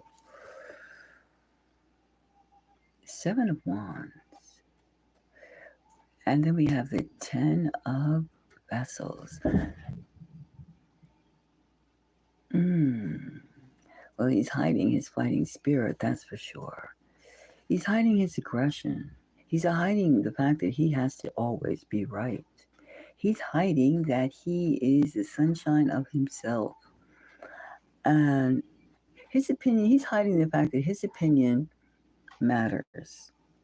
Not yours, his. He's hiding that he considers himself the smartest, the brightest, and always right person. He's hiding his selfishness because he must get the stimulation that he desires to keep his ego floating on the top. He is a cantankerous person. He's hiding his I gotta fight for every single thing. He's hiding his aggression. That's what he's hiding. He's hiding his need to be right 98 and 100% of the time. That's what he's hiding. You understand? He's hiding we have the 7 of Wands, which is obviously, he views things in a battleground of like, I will be right all the time. And then you will only have bliss around me if you yield to my will. He only feels he's into submission. Submit to me. That's what he's hiding. Submit to me, or I will fight you, or I will put you down. Submit to me. Show me your unselfish acceptance of everything I say. He's an egotist. Not even an egotist. He is an oppressor. That's what he's hiding. That he is oppressive. And he puts this rainbow of like of power and this gloss. Now this gloss is under the gloss. Fight, fight, fight, fight, fight. I'm right. You are nothing without me. I am everything. That's what he is hiding. A very craving and like you know how people have a thing for sugar. You know they a sugar tooth, a sweet tooth. Well, this man craves power, submission, and dominance. This is sick. Be careful. This is something that you have to be aware of. A person like that, you have to do a lot of bending. And unless you're like one of those limbo, yes. If you're one of those limbo dancers, gymnasts, this is hard to take. It's hard to take with somebody who only sees their side and that's only care about is their side. He is selfish and oppressive. Tiresome. That's called tiresome. Okay?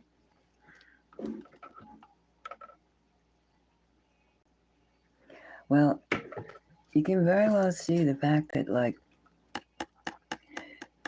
this in itself is nice. However, it's covering the basis of this. This is aggression. And then the whole viewpoint. There's lots of, there are people out there that they have to have the last word, the only word, and the B word. Like they are the word. They're just biblical in their arrogance. And it's just oppressive.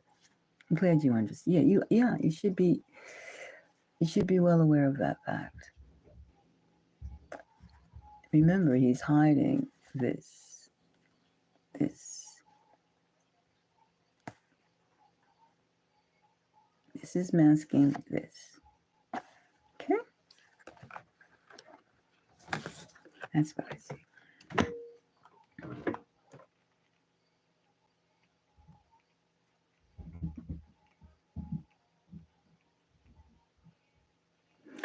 Yes.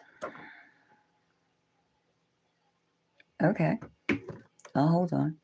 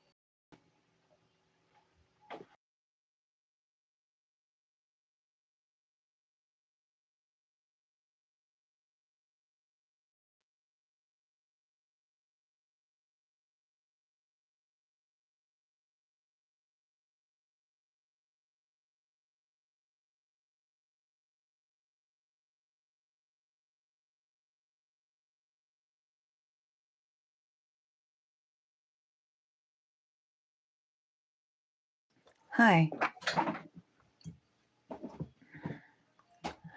Definitely, just be careful of this person.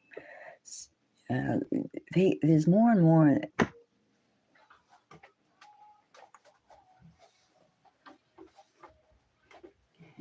There's more and more people that have this power trip going on these days.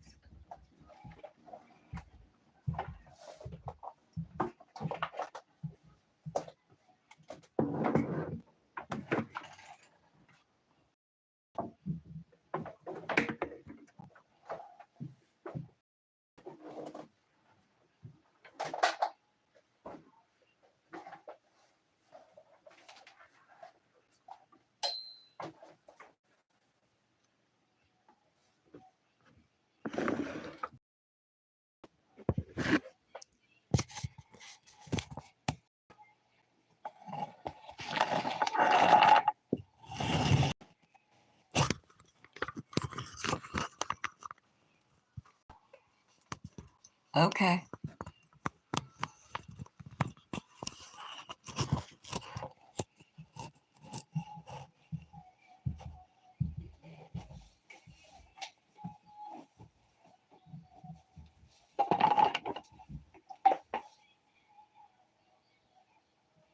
Okay, hold on.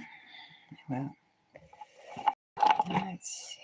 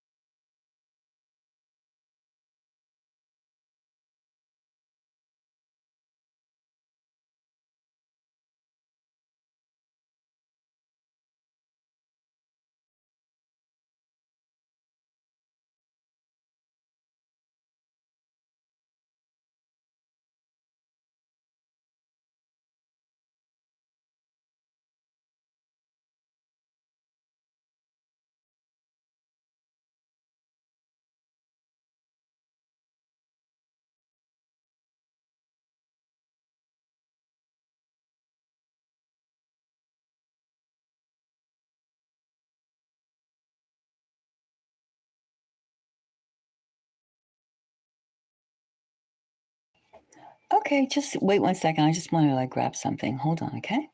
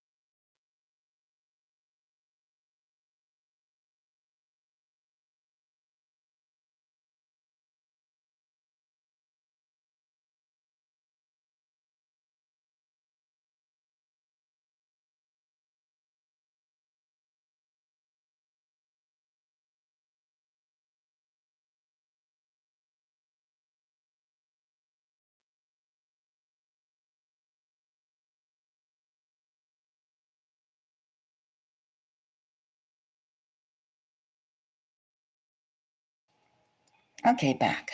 All right.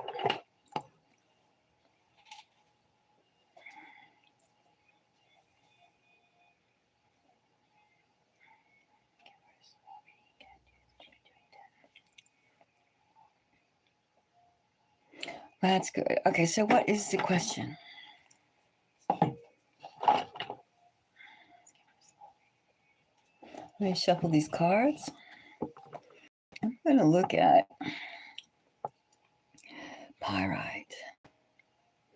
We're going to put this feeling of this gem into.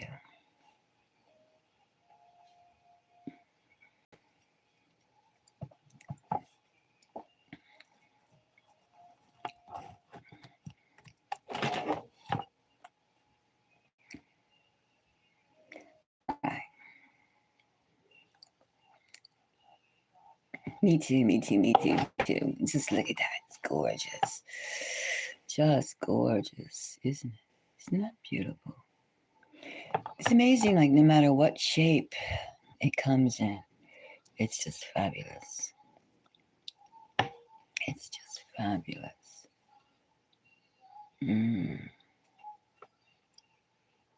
Okay.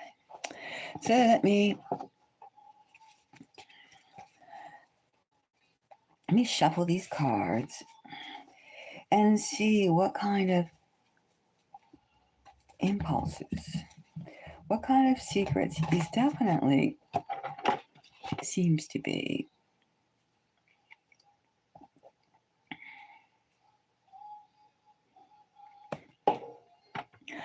unfortunately not only your dad but others as well. It's like somehow along the line, humility is something that we don't instill. Teaching teaching and learning is a lifelong experience. Your teacher can be, you can be an adult, and your teacher could be 3 years old. There's no diploma you're going to get from really real learning. Real learning is something that seems like a lot of indigenous societies have it down, only because we haven't like dissected them. But like post-modernity, Western civilizations, and I would say Eastern too. I mean, all worldwide. We just don't There's a tendency when you have like science and technology to let a lot of your humanity, your rationality disappear. And that's particularly important now as we are openly embracing crazy, crazy stuff like robots not working, not thinking. I can write for you, I can do this for you, all these things that a robot, your life isn't going to be complete without this machine. And so it's particularly important to understand that we can use these things, of course, technology, but don't at the expense of losing it. Mm-mm. Mm-mm.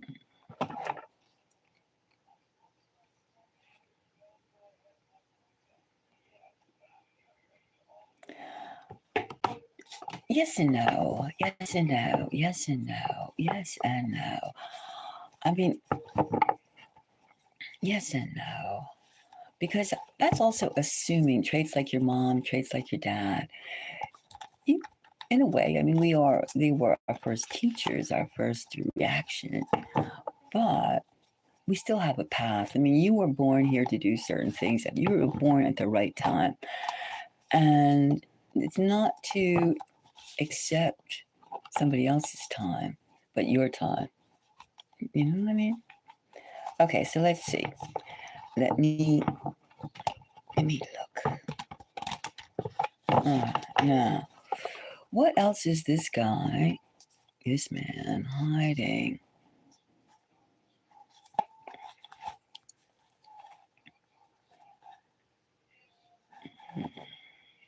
These two cards. Let's see. Which one's more important? Equally.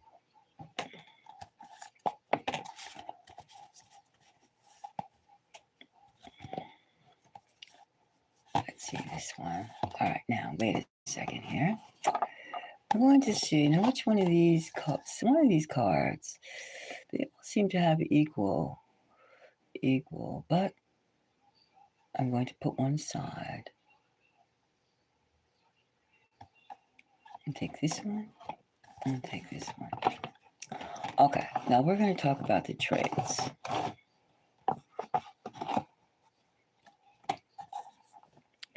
Here we have the five of vessels. Ooh, again, holding back. There are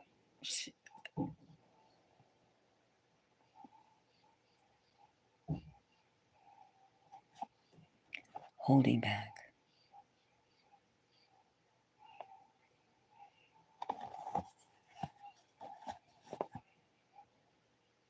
Mm. The revealer. The revealer.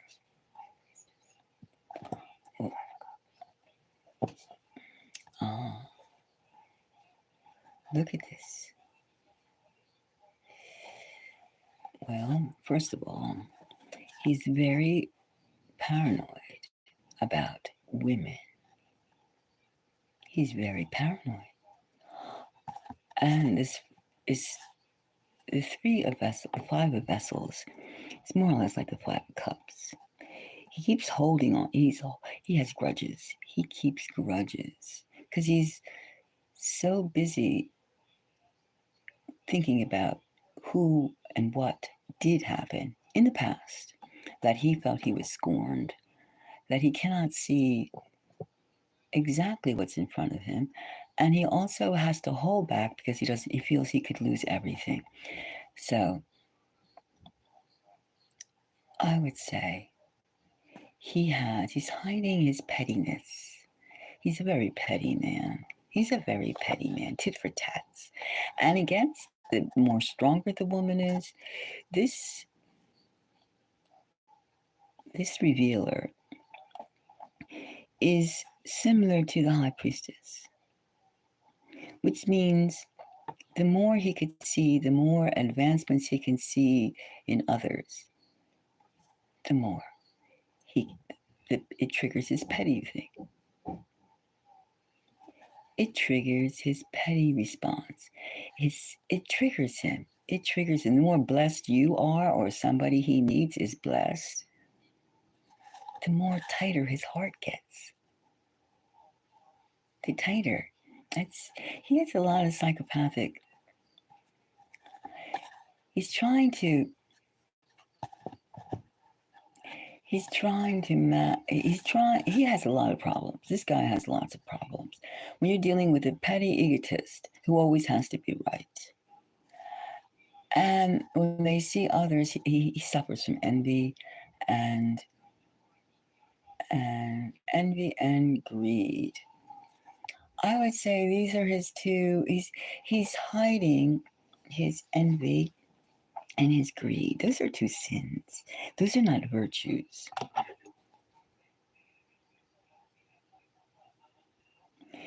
Do you understand what I'm saying? He's hiding his envy and his greed.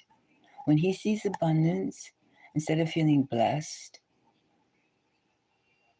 by others having that abundance, he feels small, and he hates that feeling.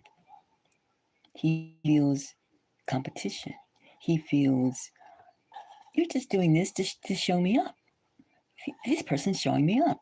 This person's making me feel bad. It's not healthy. That's not healthy. The man is not healthy.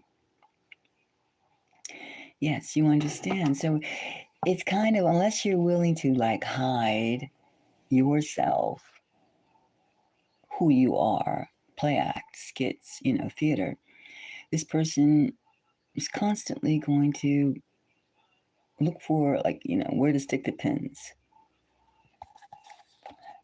And this, again, is troublesome. This is troublesome. He is filled with greed and envy. More envy than greed. He's very envious. In fact, he cannot even know himself yet. He stopped learning and developing because he's so envious. He's filled with a lot of gray agitation, negative agitation. The man has more minus than pluses, because that envy is a difficult, growing, ever growing, consuming state. Towards you, of course. Yes. In fact, I would even venture to say anyone who would reach out to them and that he could not, he probably has like a 4 or 5 sentences he throws out, of which he can measure the wealth, the natural wealth of the person.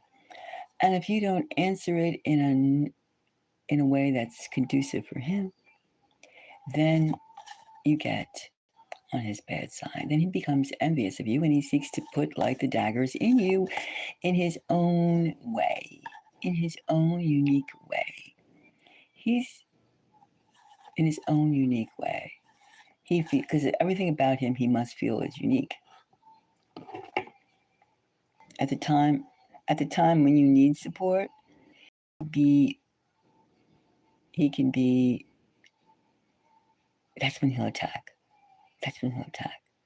Because then he'll go ha ha, ha ha. Inside he'll go ha ha, not to your face. So that's difficult. That's like a rooster strutting around the barn. And I don't think you need that type of companion. So that's what I would say.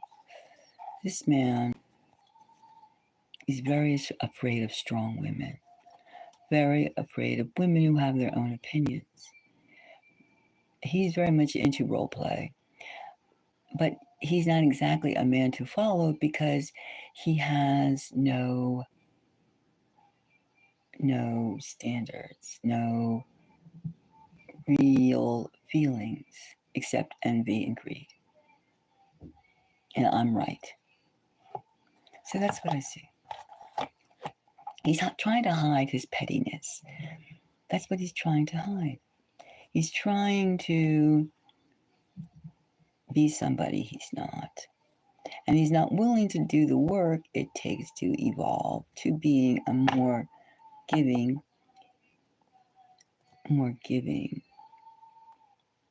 person, a more supportive person. He's not supportive. As long as you pat him on the shoulder or backside, then he's fine. However, with somebody like that, you got to continually bow, bend the knee, bend the knee, bend the knee, bend the knee. And what happens after you have? And what happens to you? You become not only a slave, but you crippled. You become emotionally crippled from dealing with someone like that. That's why those things aren't good. Those things are not healthy.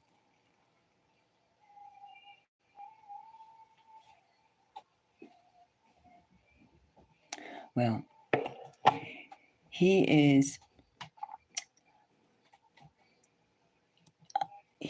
not your friend. I'll put it that way. And he is just soothing his own ego. He is just, look at the faces of his right eyes. He is just, he's masturbating, okay? He's masturbating in thin air. And that's not good. This almost looks like a monkey, doesn't it? This guy is masturbating. Is he reading?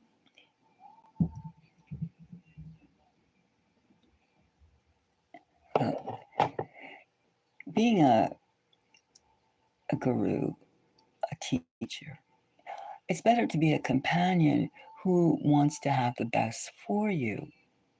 A companion, company, calming force, not somebody who wants to under your thumb, keep you under the thumb. And he wants to keep under the thumb, control. The living and learning, there's no control. It's giving knowledge and stuff like that.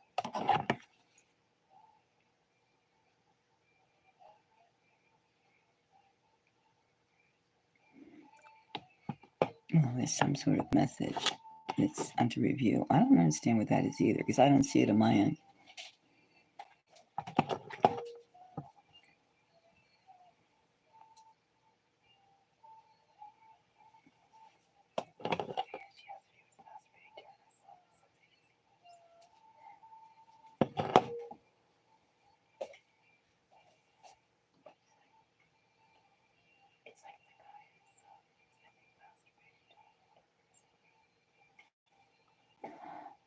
Yes, that's what I mean. Yes. Yeah. That's what I mean. It's not good. It's just not good. I mean, if you want to do that, just keep in mind where it's going and what it's there for. That's all. Just keep in mind.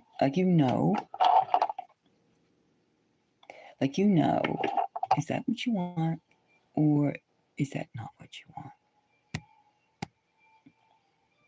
Personally, he is an effing mess. That's how I see him.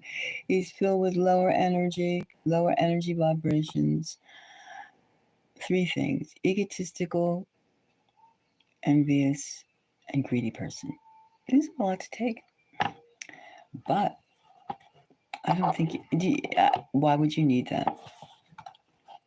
It's better to go work in an animal shelter and deal with, or a zoo, and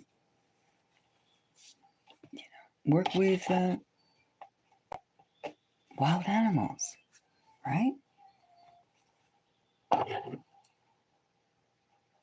Of course, who wants that? It's just too much work. It's too much bullshit.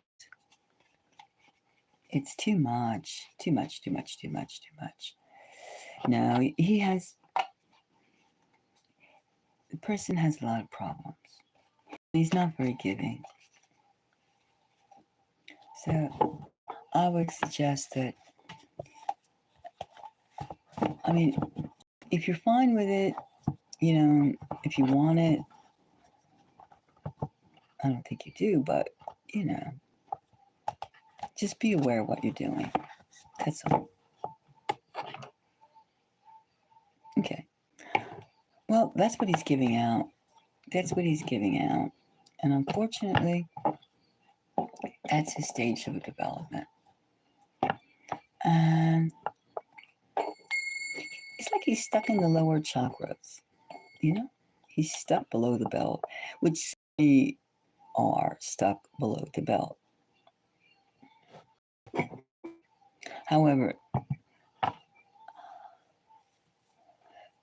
you know, we need more upstairs between the ears and in the heart chakra. We need more.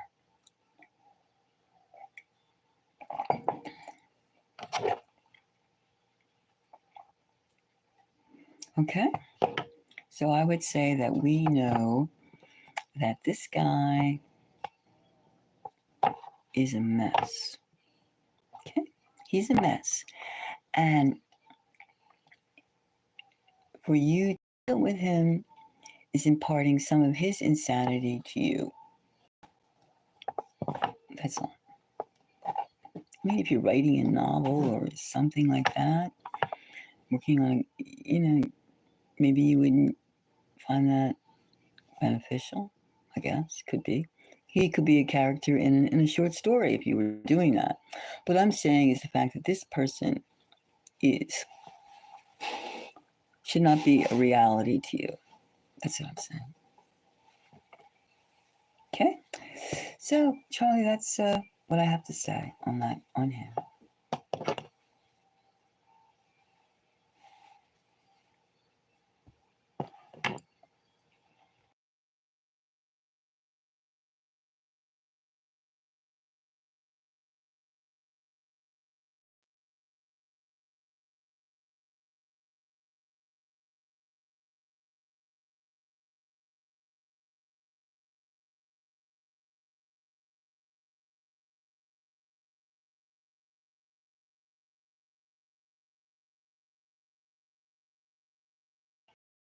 That's good. You have to have boundaries and you have to realize what you want. That's good. I'm glad to hear that. You're welcome.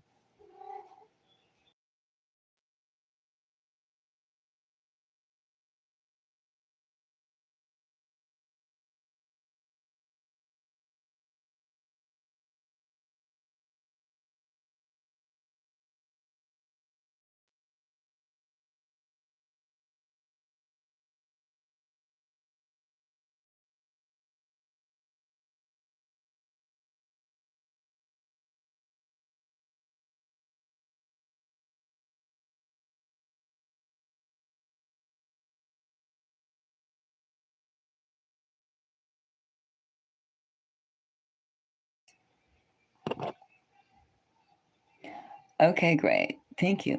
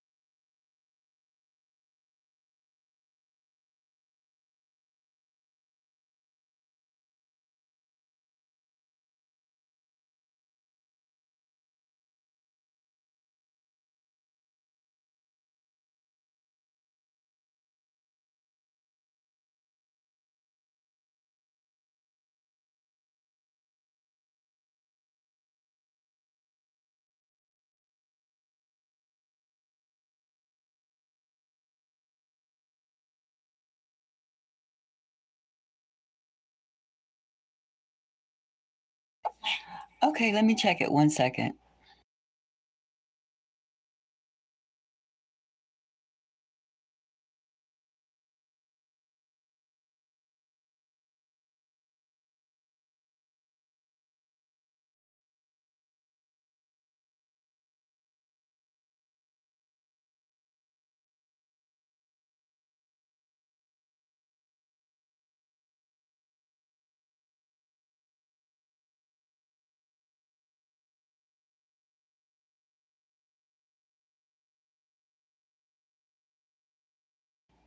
Okay, thank you. Thank you very much, Joy. Now, you wanted to. Now, your question exactly. Now, you want to know if your butterflies feeling nervous in your lower abdomen. What's the cause of it? Is that the question? Is he the cause of your nervousness? Is that the question? Or you phrase the question to me again.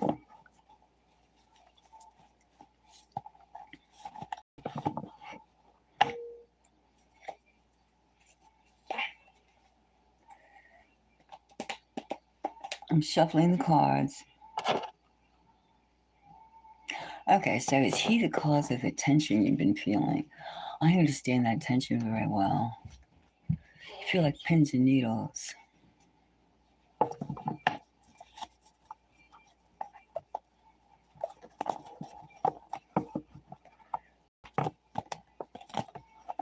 Pins and needles.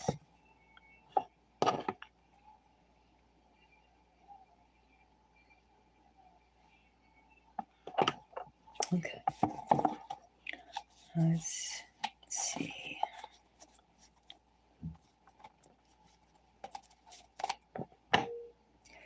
Give this a good shuffle. Shuffling the cards still. And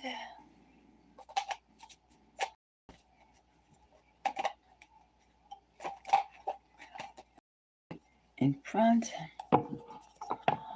All right, now, is he sending you sexual energy? That's kind of the question, right?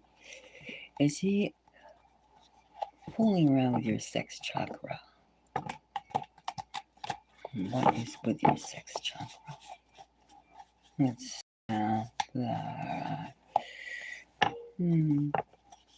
see now. I'm going to pick up 2 cards.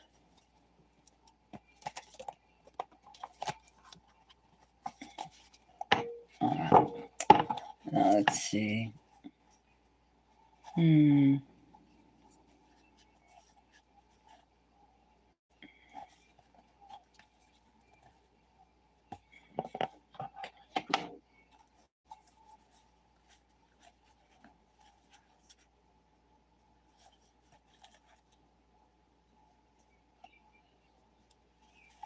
Okay, these 2 cards seem to be important.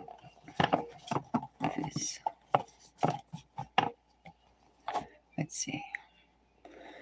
Now, the sex chakra, it's almost like it has a mind of its own, but it's our life force. It's our stimulating life force.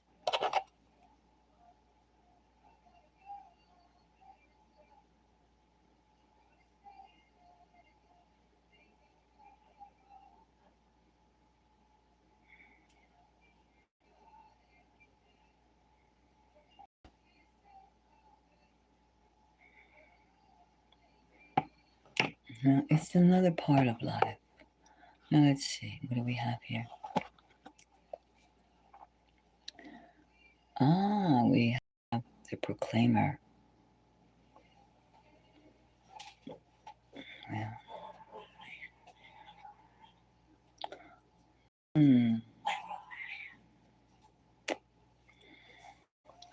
Now, this is like the Hierophant, the teacher. It's almost like the guide. The guide. It's like your body is guiding you somewhere. Somewhere. Somebody is invading you.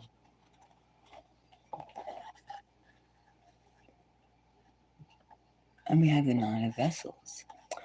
Well, it just could be open to the fact that you want to have mind and body cleaved to someone, to maybe this Scorpio. You're reacting on impulses, which is you're getting ready to act.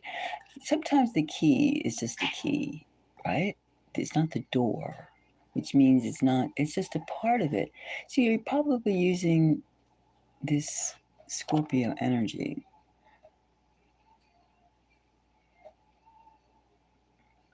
Yes, but wait. When you use like this, the keys, see these keys? Now, these keys are not the book. They are just it's a path. It's an open the door another direction. And you are all set ready to go in that direction. Now, it doesn't mean that like you are going towards him, the Scorpio energy. It simply means that you are locked, loaded, and ready to fire off.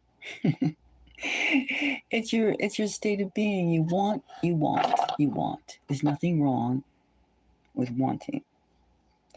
And if somebody is reaching you, yes, Scorpio energy could be sending you the message, but not he is the key. He could be the key, but not to the door, to the doorway, to the path, to the tunnel. He could be a direction. Not more than a direction. He could be, it's like when you get in a car, you have 4 sets of wheels, right? Now, the wheels aren't where you're going. The wheels are just taking you in that direction. That's all it does. Taking you. He is like that. So I would say that you yourself, irregardless of any other person, are ready for some strong, upfront loving that's caring, that takes care of all the bounty that is you, not just orgasm de jour. You understand what I'm saying? You're looking for not just the good times, you're looking for all times. And this, he is stimulating you. He has already stimulated you to seek out fulfillment. Adult, mature, feminine fulfillment. However, he is only a key. You notice there's 2 keys here. Now, he is not the book. He is not the target. He is not the goal. The goal is right. He is just making you aware of your vulnerability, your femininity, and your lifespan. So I would say the fact that the Hierophant is yes, he's reaching out. Just because somebody reaches out, it's like think of it this way. You're going outside, you get dressed, you know you look good, and somebody says, "Oh, you look good," but like you weren't, and you feel good because that person said you look good, but you didn't go outside to dress for that person like that.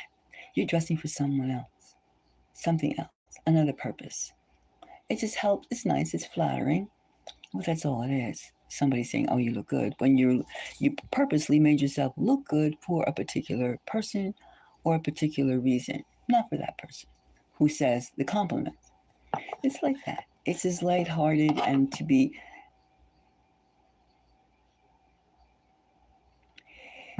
No, you yourself. No, you yourself are in that state of wanting. He is simply a male he's like the coyote. Oh, well, you're outside. You've been outside in the country. And there's, you're the only house miles and miles around. There's a couple of houses here and there. But you're not close to anybody. And then you see the coyote, you hear it. Oh, you can feel the loneliness, you can feel the solitary, you can feel the vastness. And in a way, it's like that. Him being behind, he doesn't have that great of meaning in your quest for completion. He's just there like a coyote. Like when you go outside and you don't need a coyote going, oh, to make you, aware that you're just by yourself. Do you? No, you don't. You don't need but you put the coyote, oh, and then the darkness, the moon, the stars, the few stars you see, the emptiness, the solitude. All together it creates an atmosphere. He's like that.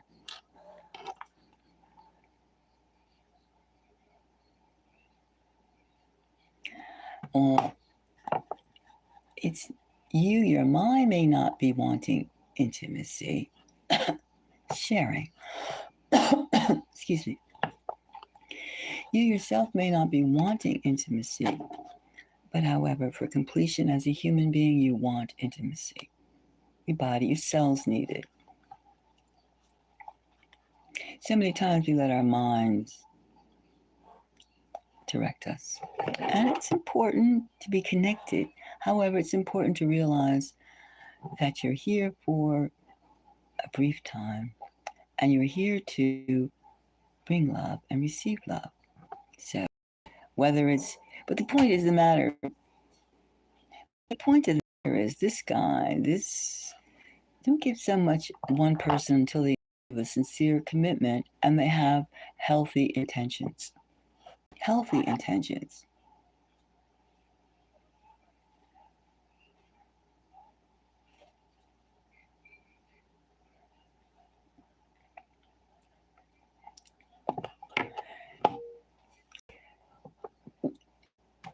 It's the same thing if you were to go outside, as I said, on a lonely night, and you're up in the mountains. Imagine you're up in the mountains. You can see the shadow. It's late at night, 9, 10, 11, like that, and you just see a few lights on a few different mountains, but then you hear the sound of a coyote. Oh, in the distance, and you realize your solitude. You realize your state. That's all it is. Does the coyote make you feel more alone? No. It just enhances it. It enhances to the degree of like with the stars, the solitude, the emptiness, the space, the beauty of the night. That's all. Nothing more, nothing less. Yes, he does. And that would take out your light. It would take out a lot of women's light. You don't need it. You don't need it. Remember, I'm right. He's greedy. And he's selfish. His greed and envious. That's unhealthy. I mean, that's like that in akin to using an analogy. That would be akin to that coyote you hear howling in the night in that imaginary scene I've already mentioned to you to eat you, give you a good bite in the ass or bite in the legs, biting your foot off. Do you need that? No. Are you going to go outside in the dark and embrace the coyote that's bellowing in the hillside? No. Think of it that way. No, there's a difference between empathy and there's a difference between what is the word? Naivety. Naivety. You can be empathetic and empath to a degree. Your survival is the most important thing and how you survive. That's all there is. You draw the line. Healthy, unhealthy. If it's unhealthy, it's healthy. There's no amount of sugarcoating. It's like if something is rotten, like let's say you're gonna eat a banana or any fruit, it's rotten. No matter how much it was once, like an apple, a banana, it's rotten. It still is rotten. And you can fool yourself, but you're still eating rotten fruit. And that's what this person is, rotten fruit. See, exactly. Or I mean, there are people that are out there that like game people. They game them. And they just keep on setting up scenarios just so they can feel a little power at the moment. Because as soon as you got to your senses, you're going to go, oh, F this, right? So that's one thing you have to be aware of. and protect yourselves. Don't give yourself away for like some mole, some schmuck, some whatever the word would be.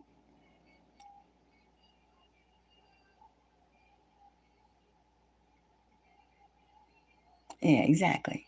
Exactly. Exactly. I mean, he is, he's just the coyote in the distance. That's all. And keep him in the distance. That's all. It's important for you to keep him in the distance. Gotcha? You see what I mean? Keep him in the distance because that type of person, you don't want to get too close. You don't want to get close at all. Not even too close. You don't want to get close.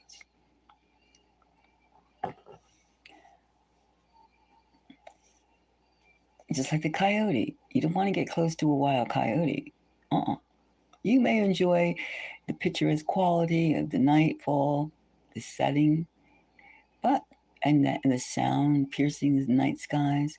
But I certainly don't want that coyote, on my heels biting my ass. And neither would you. Exactly. Exactly.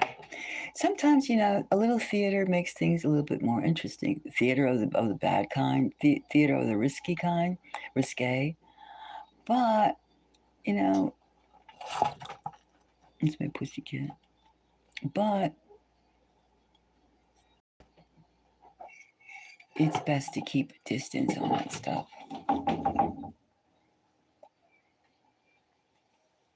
It's best to keep a distance. All right?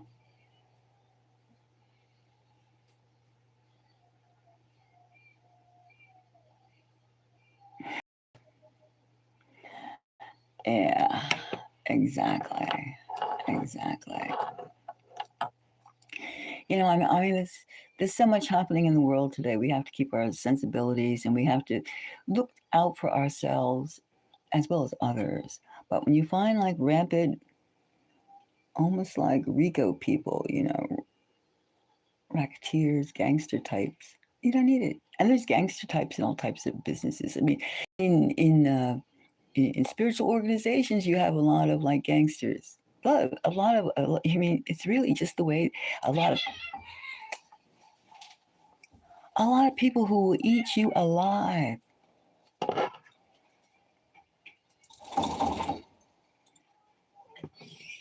They have cannibals everywhere. I recently have met a cannibal, heard of a cannibal, and it was like, my God, in this elevated situation that this man was at, for him to be so beast mode, and this person every single day of his life, he professes oneness, spirituality, sharing, caring, etc., the whole 9 yards. But yet he is a beast. He is a beast.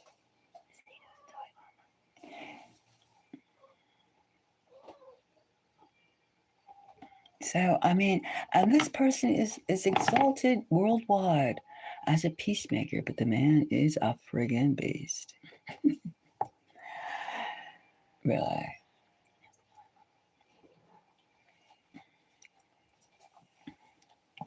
And this person is up there.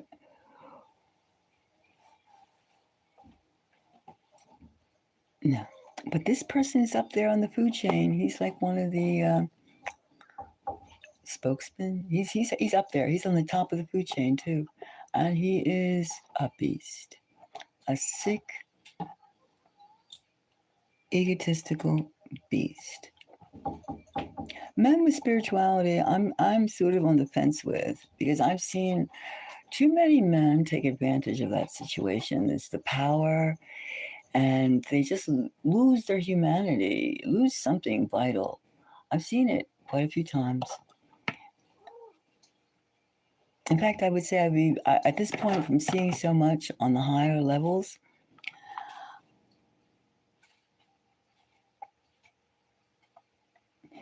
people can't be honest with whom they are because then nobody would like them, and then they would have to change. And they're greedy. They're greedy and envious. I think greed and envy are one of the worst sins around. Virtues, anti-virtues. But there are some nasty people in the spiritual business, in the spiritual community, and a lot of them are guys. And they seem to huff and puff like an old rooster, but they are like, they got the daggers ready. They're like ravens, raptors, ready to cut your throat when they can. And then with a smile. Be careful when you deal with men in the spiritual community. The more men that I meet involved in the spiritual community, and I'm not saying women are saints, no, I'm not saying it, but the men, unless it's hard to find an honest one. It's hard. It's hard to find an honest one. That's right.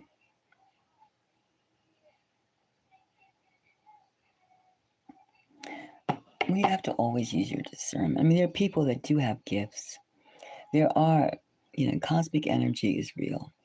And you're not going to, in this age of deception, this age of freakiness, this is a freaky age we live in. I admit.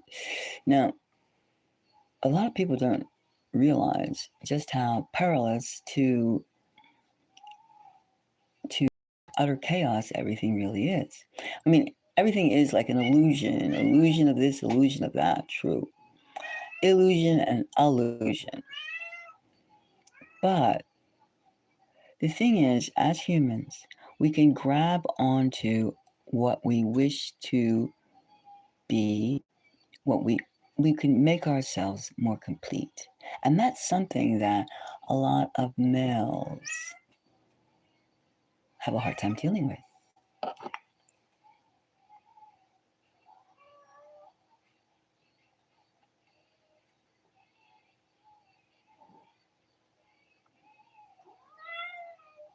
Yeah, that's kind of creepy. That's creepy. I think they all have a problem. I think they have a dick problem. They must have a dick problem, something, because they do have because some. Let me tell you, there's this leader of this cult. There's this group, spiritual community. They have lots of property, blah blah blah, and we started talking in the beginning, and then before you know it, he started telling me about his sex, and I had to shut him up because I didn't ask for it. And I was talking about something else. I mean, they have some funky, funky, funky, funky, funky, funky things. In fact, I would even think that it's like, it's almost, I would say, implanted in the maleness. It's so much that they want to, like, they want to unburden themselves. So if they look for a strong woman, they seek to spill the beans. However, they're not going to change just because they're doing a confession. I honestly, at this point, when I think about it, I do not trust male spiritual figures, personally. Yeah, he wanted this person. They have this weird attitude about sex that I don't like. It's almost that like a cavalier, non-committal function, and sex is much more than that. But yet they can't get their hearts and their souls and their selves around the subject other than just being a penetrating penis, more or less or more. So, I mean, that's unfortunate, but I mean, I'm very skeptical when it comes to new age, any age, spiritual male leaders. I am just that way. In fact, you would even take, like, a few months ago, maybe you remember this. Like, we all know the Dalai Lama. Now, there was the same guy has been running the government and the spiritual community for like decades. And there was a video of him. Some people were greeting him, and he was sitting in a chair getting greeted, royalty stuff. And then this little boy was offered to this aging Dalai Lama, and the man, everybody flipped out about it. He put his He kissed the little boy as the little boy was offered to him, but he kissed him with his tongue. He was like, had his tongue all in the little boy's mouth.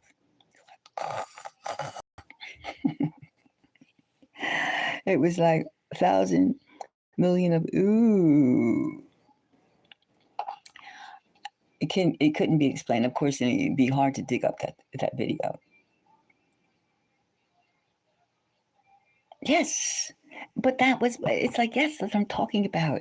That they can't, these spiritual men, they cannot seem to get it. They're irregular, right? They know they're in an exalted position. They have everything catered to them. They have their, like, their clothes set in a certain way, their houses a certain way, their garments a certain way. I mean, it's like their like family nucleus is distorted, right? And then the only thing that they don't have taken care of is the sex. The sex. Their penis is like free forming. So I don't know, something. You know what I mean? It's just like wobbling in the ether. And then they get like old, and they see little children, and they think that they get on this God trip so much that they think that their penis has some kind of grace, some kind of like magical, like Harry Potter type of the wand thing, ding, ding, ding, and you have like magic. No, it's just this. Yeah. Yes. Yes. That's where the corruption goes there. In fact, I originally was talking when I told you about that one of the high level male spiritual people or controllers. I was talking about that subject. And he dismissed it. It's like, oh, that happened a long time ago. It happened a long time ago. And at the same time, then wanting to pervert more. There's just no winning. There's no winning. You know what I'm saying, Charlie? There's no winning with people like this. There's no winning. There's just more and more trash. There's just more and more creepiness. So I would, as I already said, beware of male spiritual people. Number one. And there's also a type of, when you like go for, some people really have the gift. And others are just like working out their problems. And a true empath, a true psychic, they're not devoid of human aspirations of human things, but they draw the line. They draw the line. They know when to draw the line. They draw the line, and they don't. They look at the full picture, not the ones that only pertain to their small picadillos.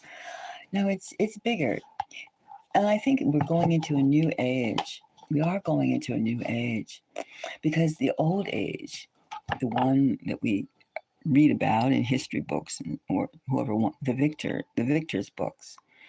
We're going into a new age, and we need solid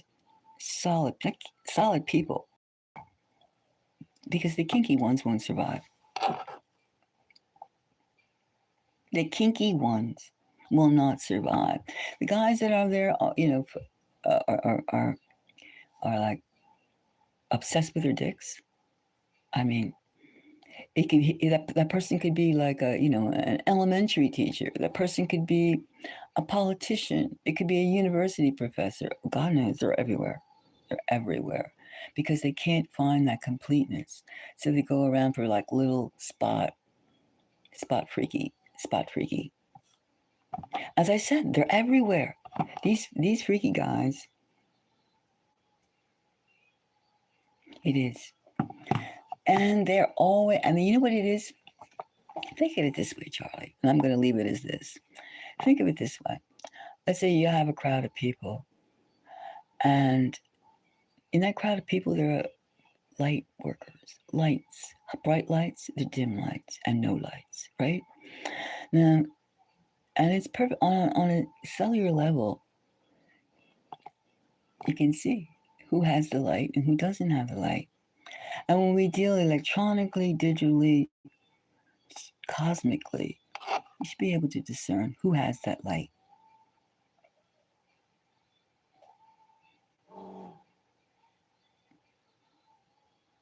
And it's like the vibration is the light, is the frequency level. Now it's different if you were having an honest relationship.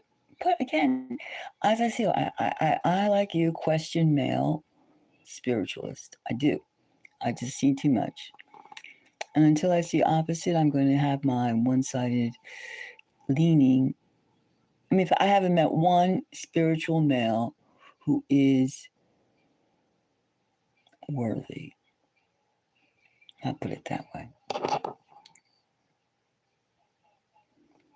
Who has, I mean, it's just too much. It's too much.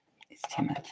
I think men should stay out of the spiritual business, really. Put it back to women are more attentive. Women are just maybe because of the way they're built. Maybe because of the way their anatomy goes, something like that. There's something really physical about this whole thing. And it's like and the male especially, very questionable.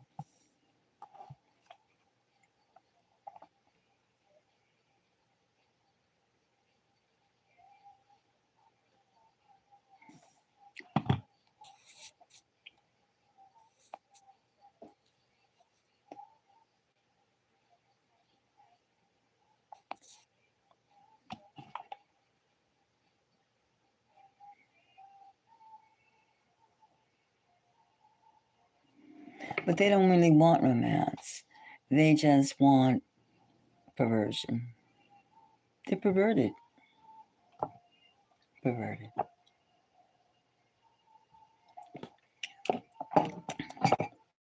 I would get a new reader if I were you. I would stay away from this person. But since you don't have any intention of actually meeting him, but still, he's low energy. He's readable.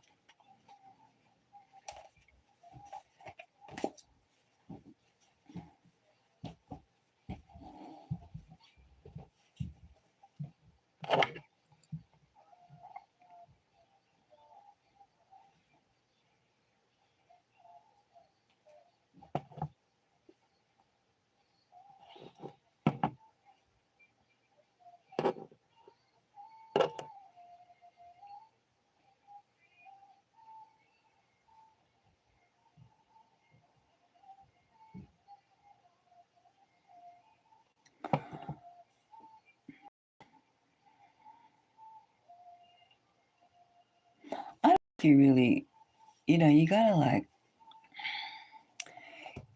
your investment is your self crying out for completion with another person. That's all it is.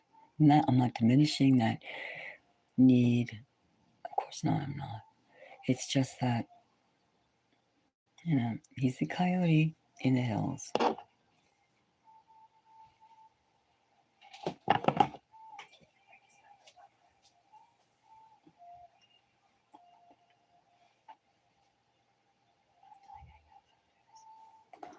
Okay, I'm going to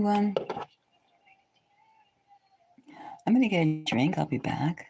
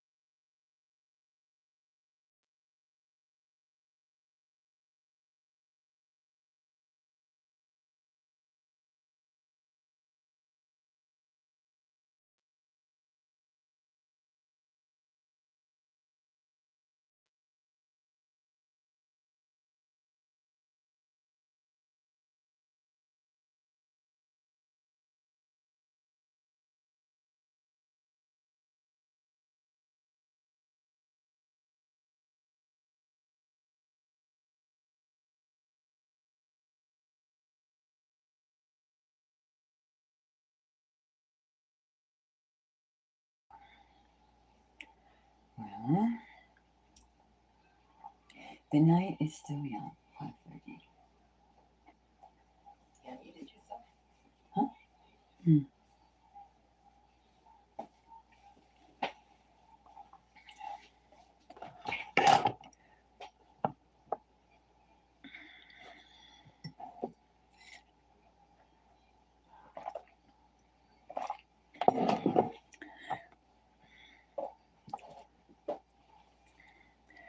Well, I'm back.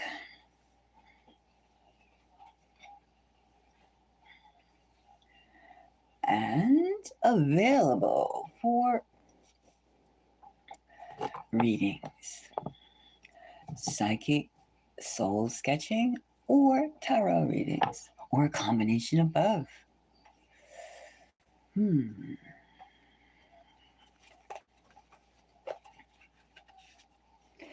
Yes, this is weird times. And it's going to get crazier and crazier and crazier. And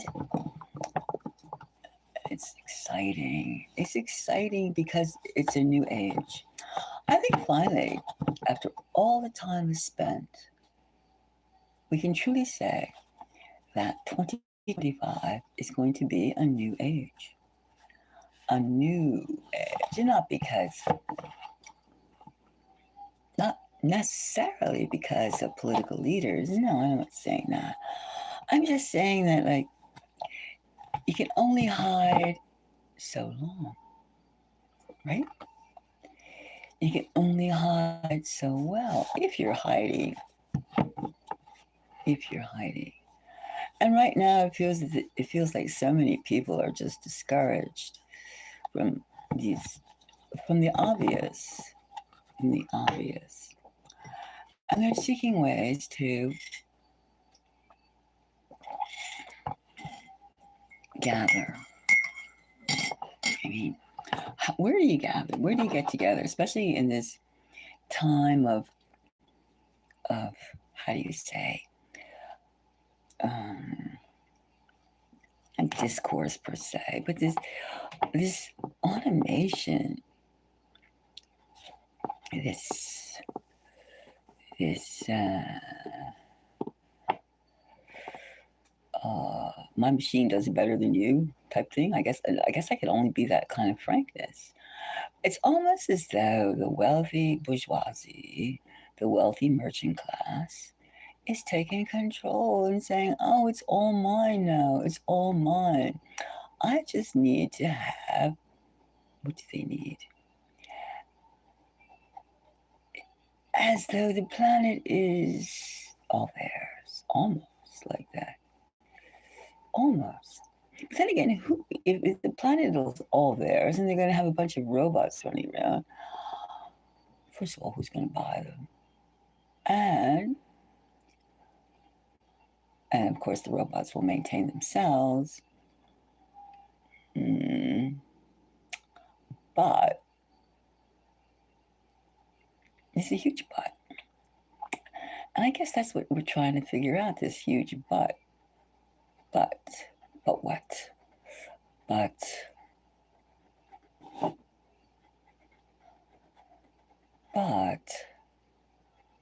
what?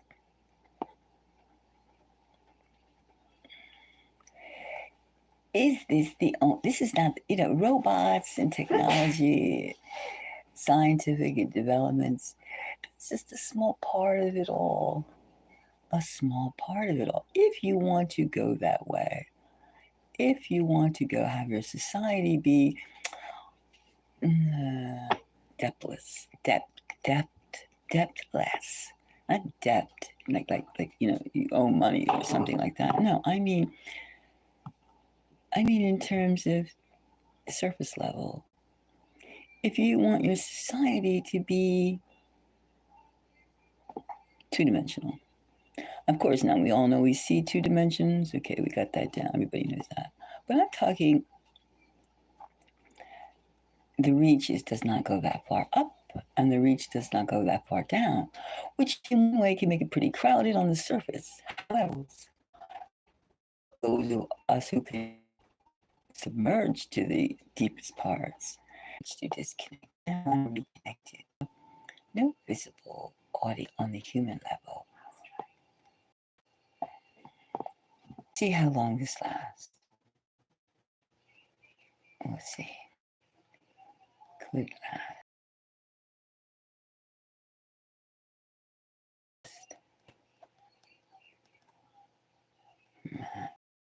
I was saying that we're dealing with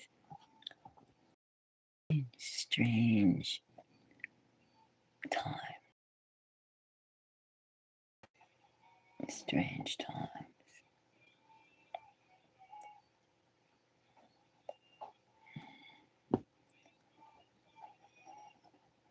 And this is a nice pen. I like it. It has lots of ink in it. I'm going to just bless out on the ink a little bit.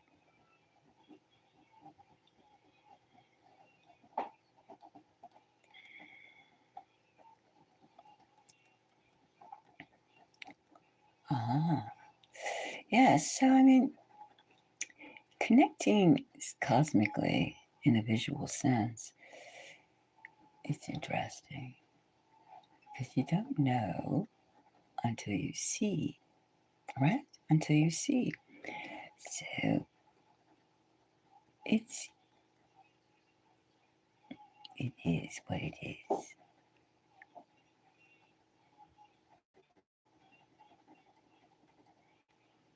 See, now we have to have more hair over here. Round off that head.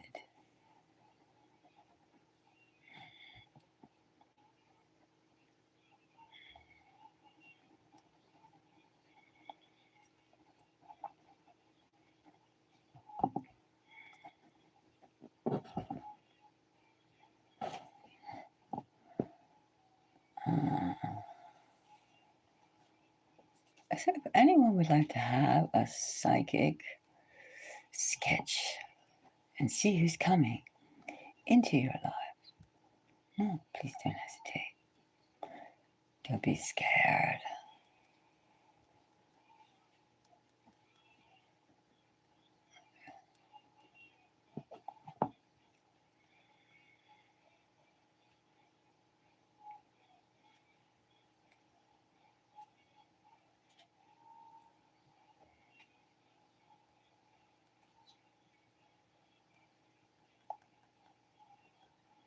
Don't be shy.